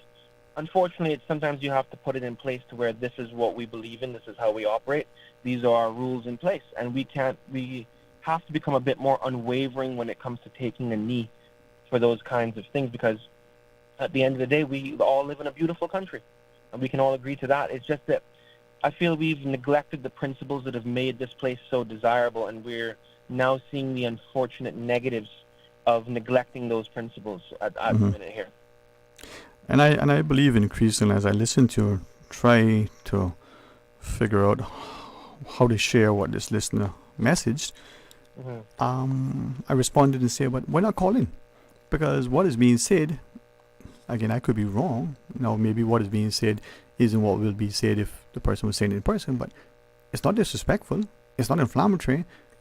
The concern is, well, so-and-so can hear my voice and interpret it, but I just said things that some of you mightn't agree with. You might say, boy, he said that, but guide me so that on me, the individual, that I do it properly. You have taken up the mantle and said, let's speak to this thing. I commend you for having the courage. Doesn't matter your motivation. The fact that you have now a platform and you just choose to say, thank you. Yeah, but Sterling, we will no longer be able to get ahead or even have the ability to get ahead if we don't have these mature conversations, have this open dialogue. That's the mentality or style as to which we've come from, where we push things to the side and we sweep it under the rug. Caymanians are very passive persons. We don't like to upset the apple cart or the basket, and I completely get that. But we need to have these free and open platforms to where we can discuss these matters in a mature and professional capacity. So that's the only way we can get to the solutions. If we just talk about it in the corners of our households and don't come together publicly. Let me interject, right? And deliberately so. Let's look at how our landscape, or socio-demographic, or sort of mindset is being shifted by deliberate emphasizing how you, like many of us are now saying persons instead of people. Not that it's wrong, but go back and ask you when I started. And as simple as that is, I'm going to emphasize it because, like the frog in the boiling water, we're told put the frog in, he jumps out if his water is boiling. You put the frog in, nice and comfortable temperature, slowly turn that sucker up, he is still in boil to death. I didn't say boil, I said boil, right? Using our own parlance and the colloquialisms, not because of a lack of intellect, simply because of an emphasis on promoting and preserving, protecting, and ensuring that what we are, who we are presented properly and publicly. So just that word alone, but secondly, that ease with which we speak, that ease with which we move about, that accommodation, the hospitality, we need to appreciate that it's changing, not because we're being forced to change, but it's being forced upon us. So the people who may agitate may no longer recognize or relate to the Caymanian ethos because they have not been, not just integrated mentally, not just physically, not just socially, but they have chosen to put a stamp that reflects and represents their, own ethos, their own thing. And we got to be mindful because what is civil in Cayman may be being redefined. in the eyes of what transpires elsewhere. Jordan, you make good points, my friend. Thank you, Sterling. All right, talk to you soon. All the best. Yeah, we'll have more conversations. You take care. Yeah, man, I hear you might be joining me shortly, so we'll see. There we go. Have a good afternoon, man. Good afternoon. Good job. All right. Let's pause and take that break. You want to go down, have a sail? Well, get you by the boat or join me after. It's me again, that old girl, traveling everywhere with Cayman Airways. This time, I go in direct to Tampa because Tampa airfares are on sale. You know, it's been a long time and I seen Cousin Sally up in Tampa or Uncle Joe in Orlando, but Anna sitting in the Orlando airport traffic. No, sir. If you go in Orlando, Cayman Airways via Tampa, still the best way to go. You can even book a car rental through them, you know. And I know one thing, I'm racking up all the Sir Turtle rewards miles I can get for even more trips this year. For travel now through April 15th, call 949-2311 or visit CaymanAirways.com to catch your Tampa seats on sale now through January 27th. Accidents and illnesses can strike without warning. Ouch! When it comes to urgent care, every second counts. At Doctors Hospital, we have a dedicated team of experienced doctors and nursing staff available to you 24 hours a day, 7 days a week. Don't waste time in an overcrowded emergency room when you need urgent care. Whether it's a broken bone, a severe infection, or a sudden illness, trust in Doctors Hospital's unwavering dedication to providing the best immediate care. For complete urgent care when you need it the most, choose Doctors Hospital, located in Georgetown, 16 Middle Road. Stay cyber secure with Cayman National. Here are a few tips that will benefit you. Ensure to log out completely when you finish any online banking activities. Be aware of phishing attempts and only click links from trusted sources that are sent from your device through emails and messages. Remember, Cayman National will never ask you for your credentials. If you suspect a fraud attempt or that your account has been compromised, please immediately contact our customer support team at 949-8300. The offices of dermatologist Dr. Wayne Porter will be taking appointments January 27th to February 1st at his Crew Road Clinic. Appointment slots are limited whether you're seeking advanced skin care, Botox, filler, cosmetic skin enhancements, or simply looking to reduce wrinkles. Dr. Wayne Porter offers a full-service dermatology and dermatological surgery practice. For more information, email Dr. Porter Cayman at gmail.com. That's drportercayman@gmail.com. Call 946-9020 to book your appointment today. That's 946-9020. The Business Buzz. Each and every Tuesday and Thursday morning at 7:30 a.m. Brought to you by Cayman Insurance Center, specializing in property, life, and other lines of insurance products and services. And Kirk Market. Experience a world of choice. Radio Cayman's Talk Today.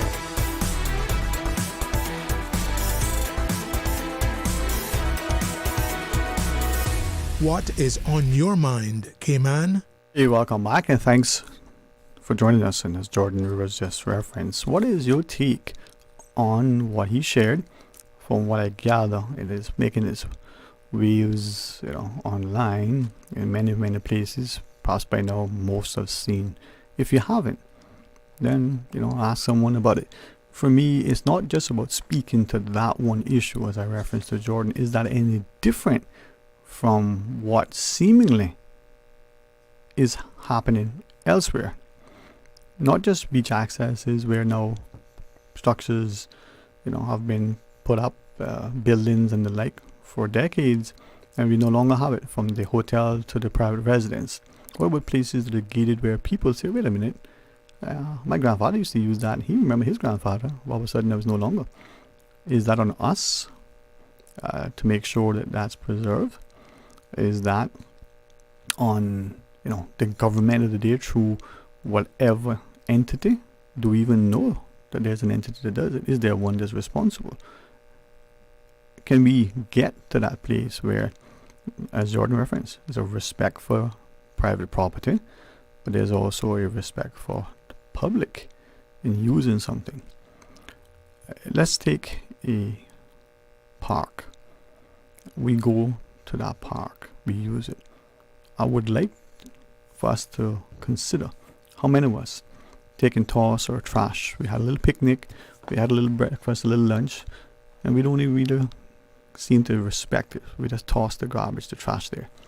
Let's not do that. There shouldn't be laws and enforcement by any means for that to happen. There should be a societal consciousness, a personal ethos, an integrity, a respect for self. That you don't do that, but yet we seemingly do, whether maliciously or otherwise. We leave our trash there. We probably take it there deliberately. Who knows?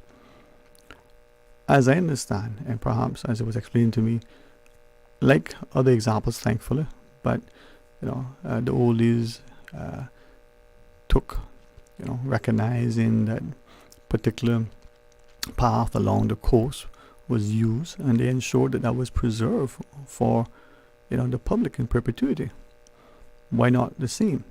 But let's look at other places. I'm told, again, where I said I couldn't reference it publicly the way it was said, having a rethink of it, well, you guide me. Because if it's incorrect, then maybe many of us been laboring under that. But if it's accurate, maybe we can speak to it. But there's probably very little that we can do. We have, where buildings have been constructed allegedly on, accesses to the beach. We have accesses to the beach that terminate without taking us directly to it. So how do we look at this? Now, one listener, as our team here shares with us from our social media, in particular Facebook, shares the way the things are going. Soon, it's inflammatory. Foreigners soon tell us we can't go to the sea. Now, as I listen and read that, I can appreciate what is transpiring. But the question is, how can we make it so that it's not divisive? Kind of what I was asking of Jordan earlier. The things that we're hearing said and the way it's being said, maybe out of frustration. I think there can be accommodation without you having to feel as if you're a doormat. Some people perhaps need to be reminded of the time of day, but there's a way to do that. Some people might just want to flex their muscle. Now, in so doing, is that going to impact us negatively? That flexing of the muscle, it needs to be, at least in my view, done with respect and in love. Others believe that it's best, to take a sledgehammer to crack a nut. Is it really? Well, speak to the issue. Give us a shout. Share your thoughts. 949-8037. 949-6990. 1-800-534-TALK is the toll-free number. The WhatsApp, 925-3261. You can call it. You can message it. You can send a voice note. We'll happily engage you. We want to hear from you. The other point that came through one of the messages that I want to ask. The person is saying, hey, this is an election year. We've got groupings of individuals, whether they're registered political parties, they're loose alliances, whether they're individual sort of standing and deciding and determining, trying to figure out where they're going. What is it that they need to be looking at? And is there any sort of commonalities? All right, 949-8037, 949-6990. Toll free at 1-800-534-8255. WhatsApp call 925-3261. Take the call. Hey, welcome. Thanks for sharing. Hello. Hello. How are you? Hi, Dwayne. It's me again. Welcome back. Thank you. I thought I heard you saying I was moving around, so I'm not sure. I thought I heard you referring something about immigration court. Deportation court. Yeah, I was trying to remember what was the name. I'm sure that's what the person said. And someone else said something similar over the last 6 weeks, I think. Maybe more than that. This is almost January gone, right? So let's say 6 weeks, almost 2 months. Is there such a thing that I'm hearing is being considered, being proposed? Oh, I don't know. It sounded vaguely familiar. I heard you say it. I know the Chief Justice, Madam Chief Justice, spoke about some things she would like to see happen, for improving the judiciary system. And I can't remember. That may have been one of No, I don't think she mentioned that. No. Right. But for me personally, I don't personally believe we need a deportation court. I think that it should be placed back with the court, especially for certain charges that people are convicted for. I think it should be placed back with the court in order to make that decision.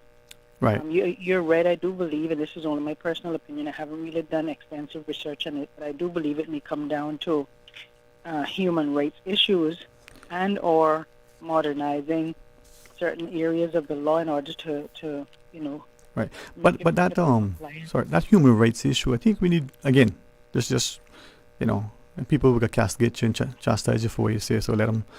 But this is something that we need to be mindful of, because when we talk about human rights, if a country has a person who enters legally but does something that offends the laws, the norms, the customs, the morals, whatever, that country should be able to say to that person, "But guy, that's time for you to go," right? I mean, I would imagine Mr. Manderson, in his capacity as deputy governor, was on this studio once, and he was sharing that they were being bombarded in his office daily, it seemed, from people who were declared persona non grata. They were calling and communicating with his office about being let back into the country. My takeaway is, well, wait a minute. Why? We told you, get out of the country. We put you out. I'm not entertaining you again. Only a dog eats his vomit, my mama would say. But why are we even entertaining those people? There may be justifiable reasons. We might be able to find anything to justify. But I'm just curious, and asking why. And in so doing, have we identified the problem we're trying to solve, as Ms. Marlowe would say? Well, I think number one, I think Mr. Manderson should be coming on Radio Cayman more often, at least once a month.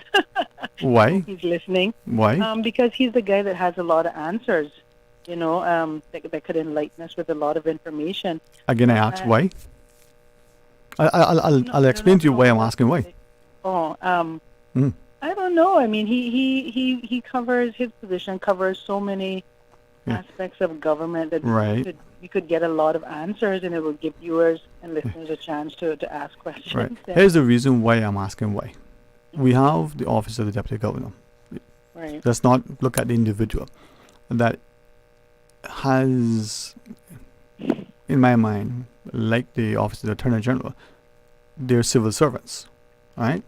And if they are in the public domain commenting on government policy, is that seemingly, according to a study of, making the civil service somewhat perceived to be compromised, in that you have non-elected people, non-politicians speaking in that vein? Does that do something to somehow conflate the roles, right? And should not those comments in that information that you're asking be from elected people in relation to government policy? Just a question. Doesn't mean that it's right. Yeah. Oh, sorry. I thought you were finished. No. You go ahead, man. You go ahead.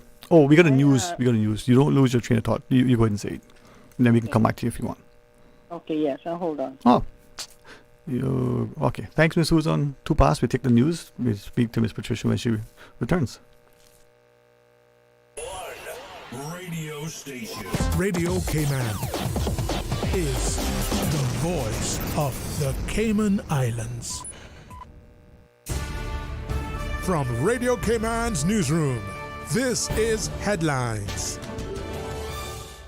The headline news is brought to you by Kirk Market. The Ministry of Planning, Agriculture, Housing, Infrastructure, Transport and Development announces the success of the 16th annual Cayman Cookout, marking a significant milestone in strengthening the ties between the local agriculture, hospitality and tourism sectors. This year's event highlighted an impressive collaboration with Caymanian farmers, supplying the freshest local ingredients to renowned chefs from around the globe, showcasing the best of the Cayman Islands produce. Good afternoon. I'm Dion Anglin with your headlines and news elsewhere. U.S. President Donald Trump has signed an executive order to begin the process of withdrawing the U.S. from the World Health Organization. Oh, that's a big one, the newly inaugurated U.S. president said as he approved the document after arriving back at the White House. It was one of dozens of executive actions he put his signature to on day one in office. This marks the second time Trump has ordered the U.S. be pulled out of the WHO.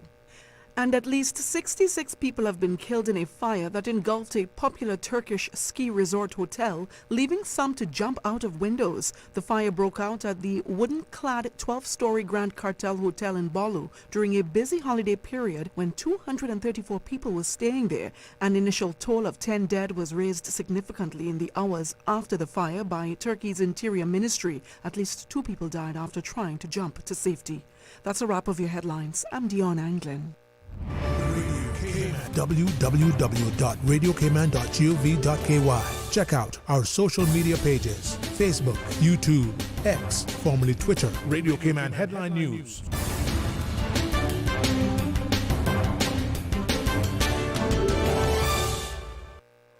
Looking for fresh, healthy food that's full of flavor?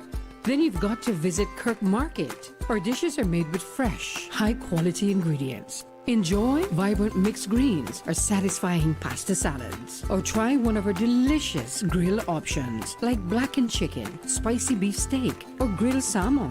Looking for something light and flavorful? We've got sushi rolls and poke bowls prepared daily.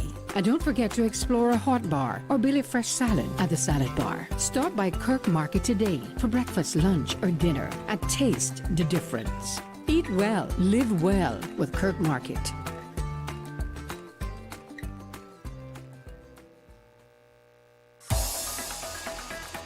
Radio Cayman's Talk Today.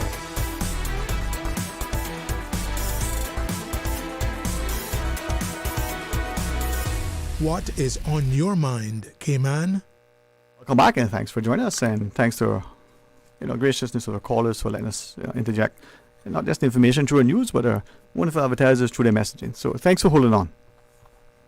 Hello? Yes, ma'am. Welcome back. Thanks for holding on. Yeah. Yes, thanks.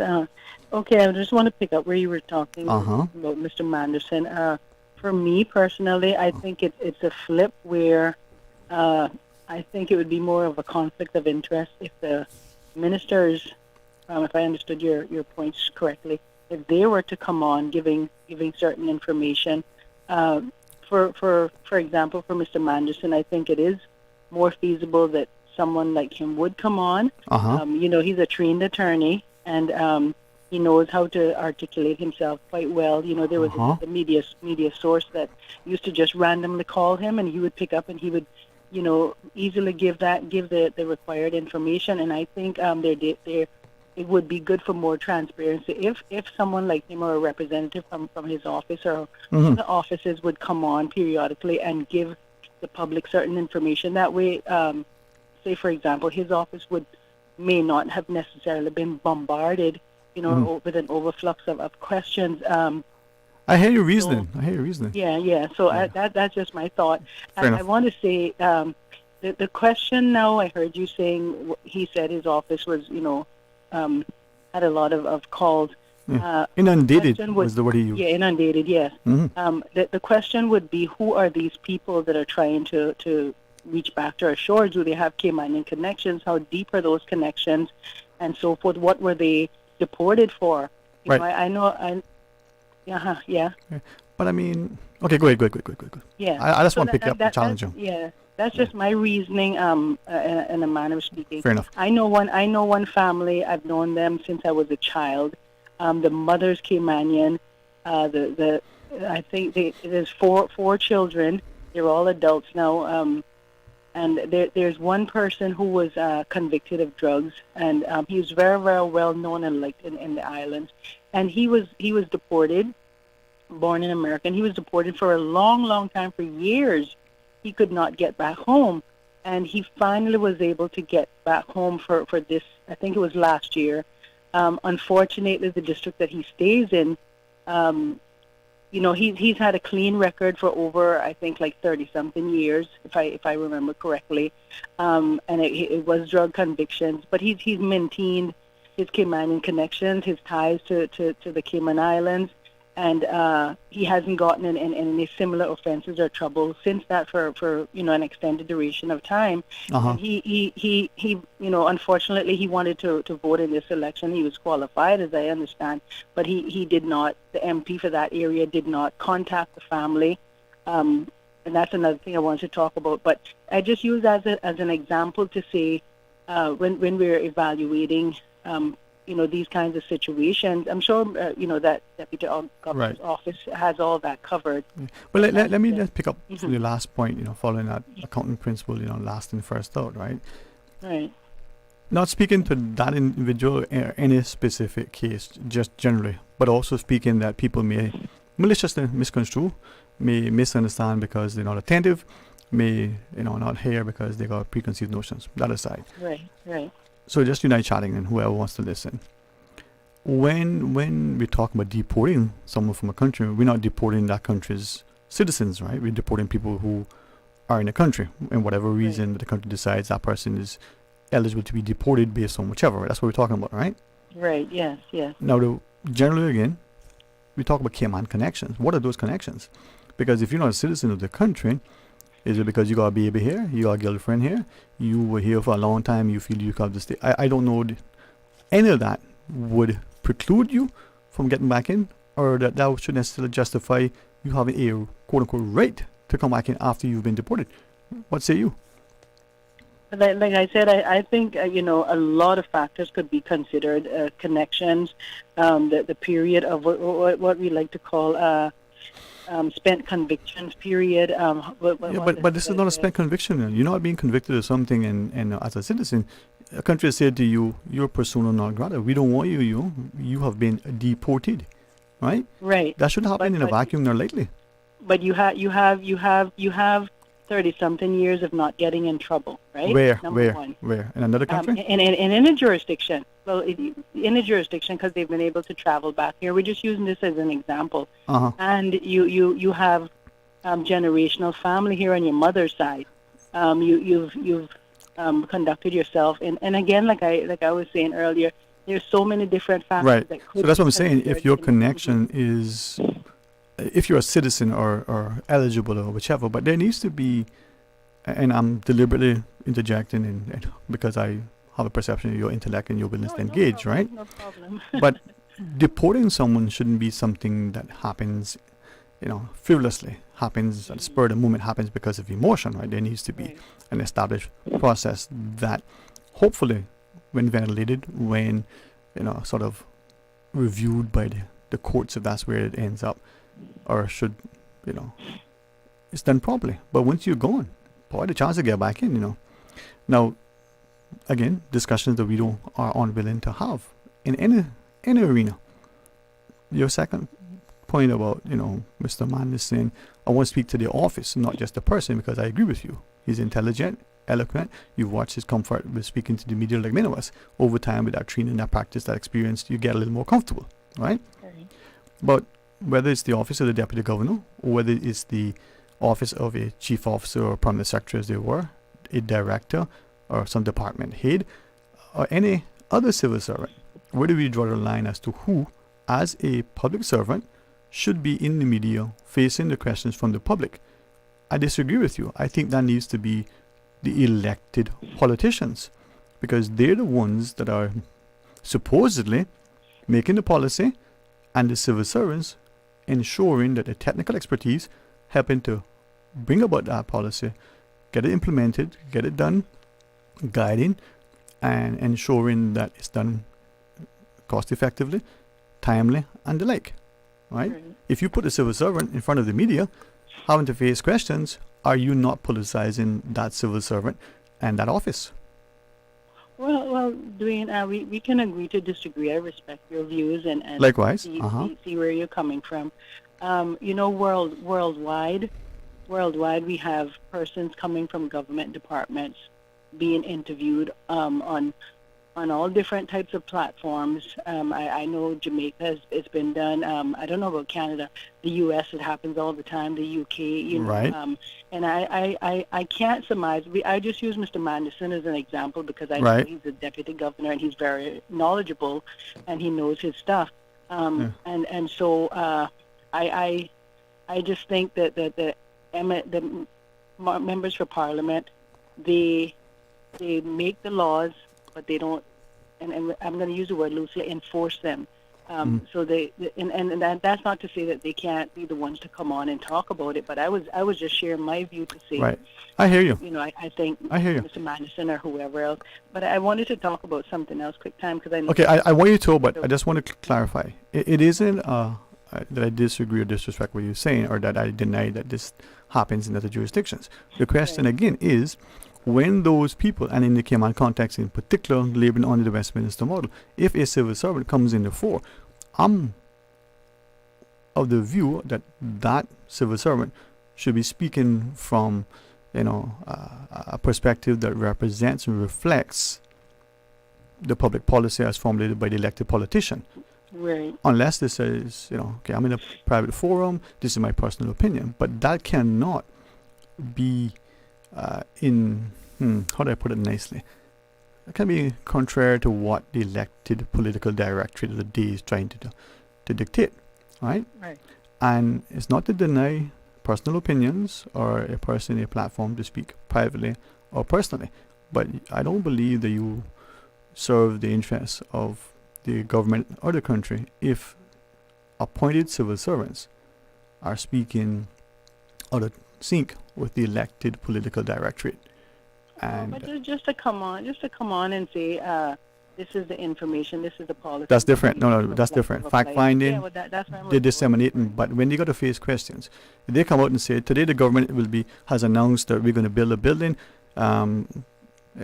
facts, but don't put them in a role where they could be perceived as playing politician or you politicize it. No. I didn't realize that's where you were going with that. Definitely. No, that's not where I'm going with. That's why I say directly. Yeah, no, I didn't. What was your other point? Go ahead. Yeah, I didn't understand. Yeah. You tripped me up sometimes. No, I don't trip you up. I just speak. You go ahead, girl. You go ahead. We're talking about deportations now. Quickly, yes. I do understand some deportations can be temporary and some can be permanent. In the States, if they can deport you, even if you're a citizen, they can revoke that and deport you. And it depends on how the courts rules, the immigration courts rules.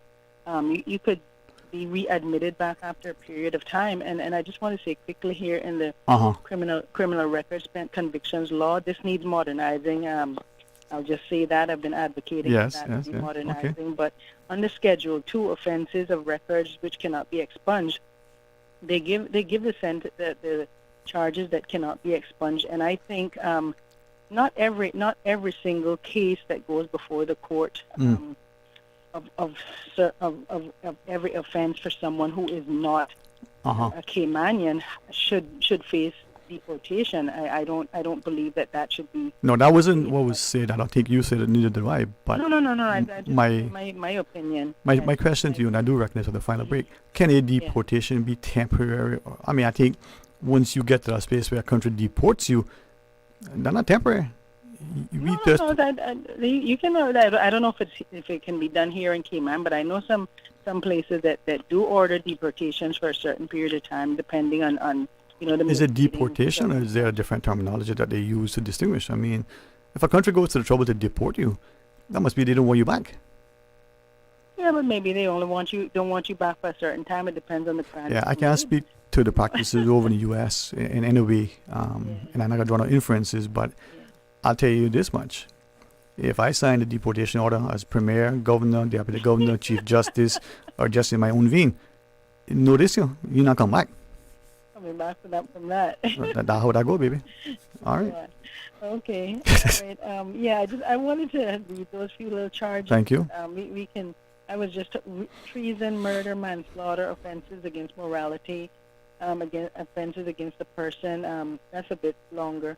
Offenses relating to terrorism, trafficking of persons, to care and protection of children and vulnerable persons, offenses relating to child pornography, and offenses relating to firearms, we need to add in there offenses relating to drug charges and so forth, some other things that are heavy onto this list of things which cannot be expunged. But of course, this law needs modernizing, and I don't know how it compares to what deportation can be ordered for. But I'll leave you with that, Dwayne. No, thank you, and I hope that people will at least have the courage to say, look, someone else is willing to share on a perspective. Maybe they can do likewise. Thank you so much. Okay. Thank you so much. All right. Hope we'll get to talk to you whenever you have chance again. Okay. Bye bye. Bye bye. Well, let's take this final break. Who wants to call? Come on. Stay tuned for Talk Today.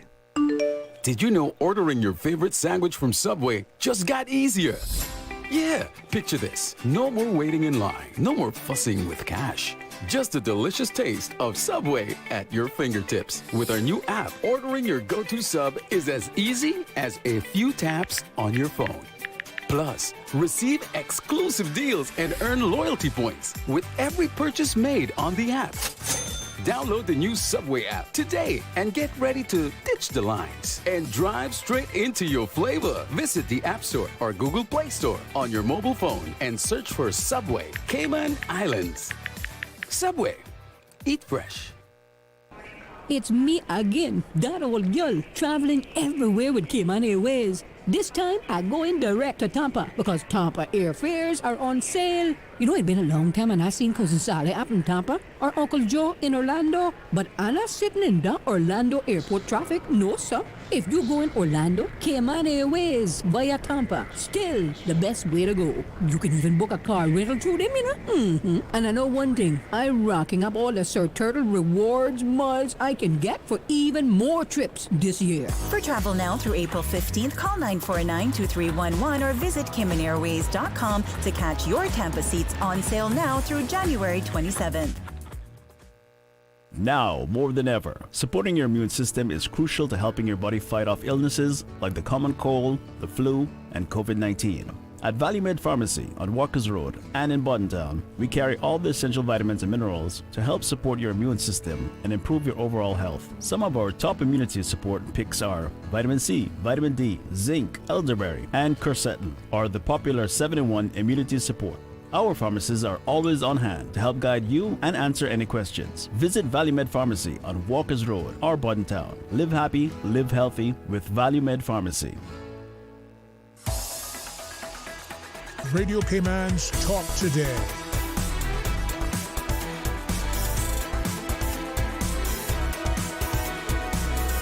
What is on your mind, Cayman?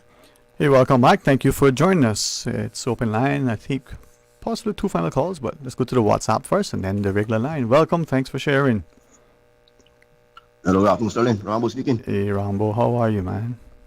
Yeah, I'm all right. I got health and strength, That for which we give thanks. Yeah, focusing, thinking, contemplating. Sterling. I do my rendition today, my version now. You see, it came out context now, right? This election is very interesting. It's fascinating, right?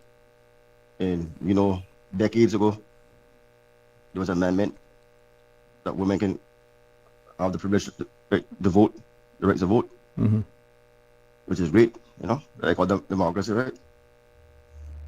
And president now, and henceforth now, you see,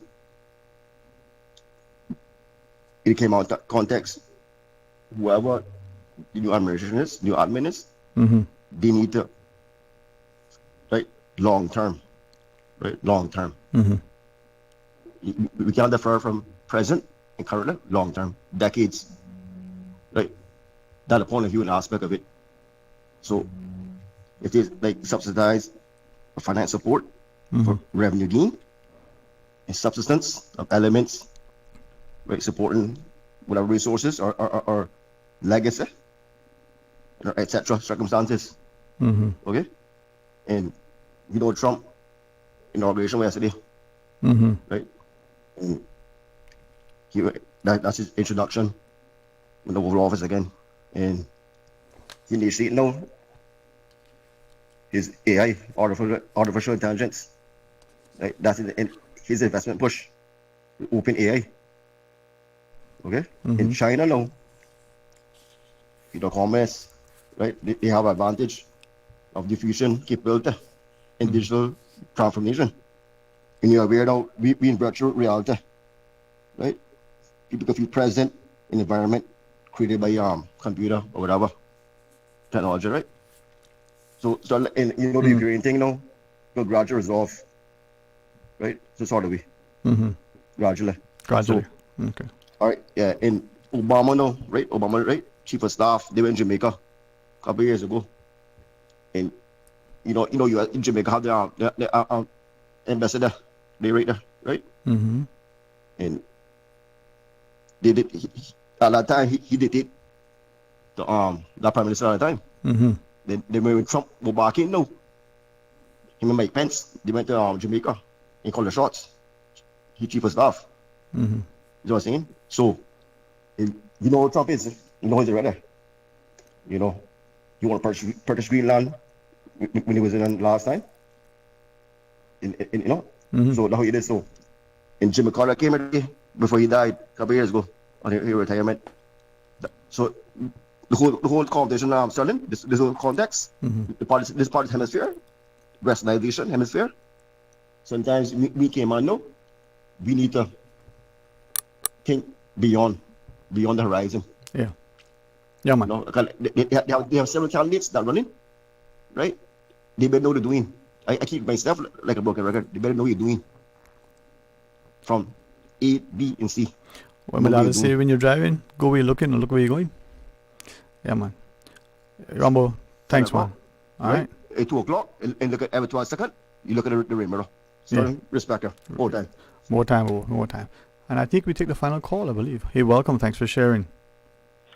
Good afternoon, Dwayne. It's always nice to call in the last 5 minutes. They are the sweetest minutes to call in. It's like the dawn, man. It's like the dawn, the sweetest hour before the sun's up. Yeah, it's very precious. So now I was listening to a lot of the conversation you had with the lady who called in, as well as other calls. But I just want to touch on something that you had an exchange with her about. About deportation from the States and from other countries. And the thing that really prompted me to call is because you, in response to her, at some point you said, well, maybe what she was talking about was not deportation, but maybe there's another term. And that really is the thing I want to zero in on, because you are right that actually there's another term. In Canada, for example, it's not called a deportation. It's called an exclusion order. Yeah. Yeah. And I suspect that's what you were thinking about as well. Because, you see, if you are a citizen, generally speaking, in most countries, once you get citizenship, normally it cannot be revoked unless you lied on the application. Because then that vitiates the basis upon which it was granted. Generally speaking, that's the way it is. Certainly, birthright citizenship, where it exists, it generally cannot be revoked, because to this day, the country where you are born, you are more entitled to it than any other country. You can be born, if you are born, that's the laws of most countries. If you are born, for example, in Canada today, and you leave when you are 1 year old, wherever you are going to be, in a sense, you will always be a foreigner because you are born in Canada. So that's the thing. Now, in Cayman, of course, it's a little bit different because under Section 33 and 34 of the immigration law, there are certain bases upon which somebody who was just granted status, who is not a Caymanian by descent and, like a son of the soil, son or daughter of the soil. Like, for example, if you've been outside the country for a certain number of years, there are also provisions that even if you've got status, which is equivalent to citizenship, if you are sentenced to 12 months or more, you can be deported, although that, and I think you touched upon that a little bit, the Court of Appeal has said, look, the human rights would demand that even if you are sentenced to 12 months or more, they should consider the right to family life and so on and so forth. So, I mean, that's just something I thought maybe I might chime in on. I mean, I do understand why in a small country like Cayman, there is this unusual provision that merely staying out of the country for a certain number of years, you will lose the citizenship if you had it. Now, I understand why that exists, but just as a general rule, if you are, even if you are just a naturalized citizen, for example, of Canada, when you go outside the country, you can live for as long as you want. You will still have citizenship. Now, you still have to pay taxes, and there are always legal obligations because you can't have the passport and the citizenship without the obligations. So that's the thing. But at the end of the day, broadly now going into the whole immigration matter, I think the immigration matter probably is the biggest issue in the next coming election. For me, when I look at the talk around the East-West arterial, to me, underlying that is the immigration matter. And then when people talk about criminality and the possible deportations, again, that is trying to respond to what is a broader matter. The new government, in my view, has to accept, and all the candidates who are running have to accept one thing, that so long as the current trajectory of immigration and population control continues, I do see that somewhere maybe in 20 years, indigenous Caymanians will be down to about 5%. That's what people have to understand, because the population is increasing artificially rather than through birth rate. And there seem to be no statistics, at least not statistics I'm aware of, which are keeping tabs on that. And the other thing that I think a lot of people in Cayman we should be worried about is that, you see, even the politicians who are talking immigration now, I find that they're very timid about it. They do realize that it has to be dealt with and dealt with drastically, but they are very timid. They didn't want to do what Steve McField and this committee wanted to do 9 months, a year ago. Now they are saying, okay, they are going to do it. And then they are saying as well, but you see, okay, the issue about rollover in government, that again they are not sure about. So that I think what people should realize is that, well, I know now we're at past. People must realize that if the immigration reform is going to be done, the public will have to come out with some very, very clear and forceful action and ask for government to do certain things. I can tell you the Cayman Community Party, when they were on another show, I asked them, I said, what are the programs that you have which are going to change, like what are your policies, what are your targets in terms of policies, and what are you going to do specifically to achieve those targets? They avoided the question. So people have to be aware that these people will have to be pushed. They are reluctant. Otherwise, it's never ever going to be done. Well, I thank you very much for this extra 1 minute. It's 7:31 now. I have to let you go. Thank you. Dwayne. If you wish, I just want to read what, and I created a couple of seconds. So the caller messaged back to say that in the U.S., it is called deportation. It can be either for 5, 10, or 20 years or permanent. Says I specialized in immigration law in the U.S. while studying there. So deportation or removal. And she also says, I don't know Canada's laws, and I made sure to mention that, which she did. But likewise, like you say, I don't know, but it was just questions, and it's a question that in the Cayman context, we're not an independent nation. Has there been a level of confusion as uttered by our elected politicians? Point of reference, and you can correct me if I'm mistaken or I recall incorrectly. Mr. McKeever Bush was quoted in the print media as saying that, UK tells us we need to do it this way in relation to immigration or whichever, and then subsequently there was some other public pronouncements that, immigration is a thing for us to take care of because it's domestic policy, it's internal affairs. So which is it? Is it the UK telling us that we got to do this, or is it the politicians being, convenient with the truth? Not him specifically, just generalizing, right? So do we have that within our remit to decide how our immigration laws and policies and practices will be deployed? Or I think that it is right that in terms of the policy of the UK and the current legislative structure, immigration matters are for the local government to decide. However, they must not contravene the rights under the European Convention on Human Rights, because despite the UK, as you know, leaving the EU, the European Convention still applies. Right. So in other words, it is, yes, immigration is left to the local people to do, except when the convention rights are an issue. In 2003, this is what happened, because Cayman was dealing with the immigration issue, but then people ended up going to the UK government and say, well, they are not giving us status, for example, even after 10 years. 15 years, we can't get status. So the UK government, I understand, raised it, not just as a matter of fairness, but also as a possible contravention of the European Convention. That's why, in the end, the local government was forced to do that. So, yeah. We were told that, whether that's true or not, who knows, right? But let's ask this question, finally. Okay. The human rights issue should not also apply to Cayman and Caymanians and those who are here, not just those who've come for 10, 15, 20 years. I mean, isn't it that it should be fair and equitable to all, not just to one side?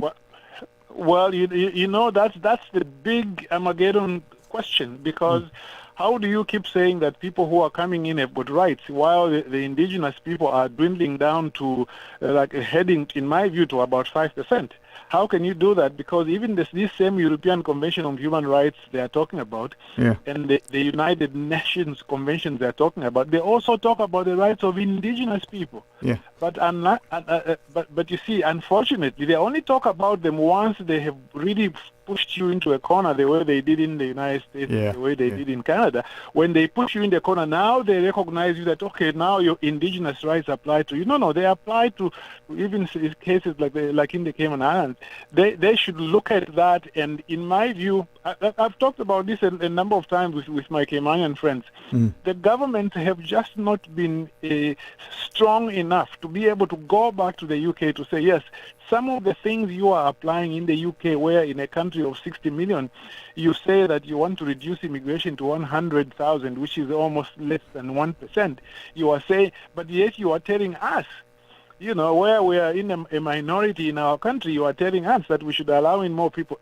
Just government has to come out both politically and legally. You can raise arguments about that. Right. I think governments locally have been very timid to do that. I'm sorry, in my view, when you have an Attorney General who is Jamaican, he doesn't care about it. But maybe I shouldn't go there. Well, maybe. But thank you for sharing your perspective. Thank you for engaging us always. All right.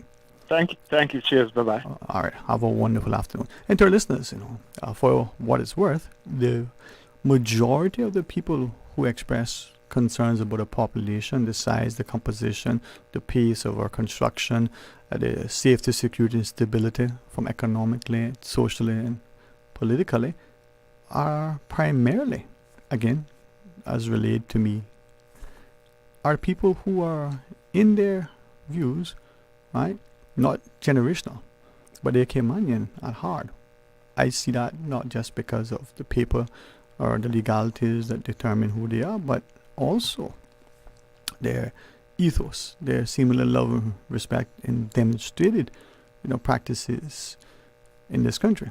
So if we can come together and figure out how we can make it better, let's find the commonalities. Thanks to both of those last callers for voicing that, and hopefully we've heard it as I did, out of love, out of concern, out of respect, and out of acknowledgement that we need to have meaningful discussions, and if not an election year, when? If not, no. Well, All right. I've been given the absolute privilege to host For the Record tomorrow morning, so join me. I'll do my best to do almost a sterling job that Mr. Art does. So thanks for the opportunity. Join me, God's willing, tomorrow morning. I'll come back for our talk today. Again, God's willing, in the afternoon. And in the meantime, maybe I'll get a little taste of some, not just dark chocolate, but some decadent dark chocolate. How about that? All right. Have a wonderful afternoon. In love we go about, and grace and graciousness we shall persevere. Until tomorrow, be blessed. Talk Today is brought to you by Subway, open 24 hours in Countryside, Anderson Square in Georgetown, and Centennial Towers in West Bay. And by the Ministry of District Administration, explore your history, explore your land, explore your sister islands. And Cayman Airways, call them on 949-2311 to book your nonstop flights to Los Angeles and Panama. And Doctors Hospital, peace of mind is important when life happens. Doctors Hospital, always there for you. Call 949-6066.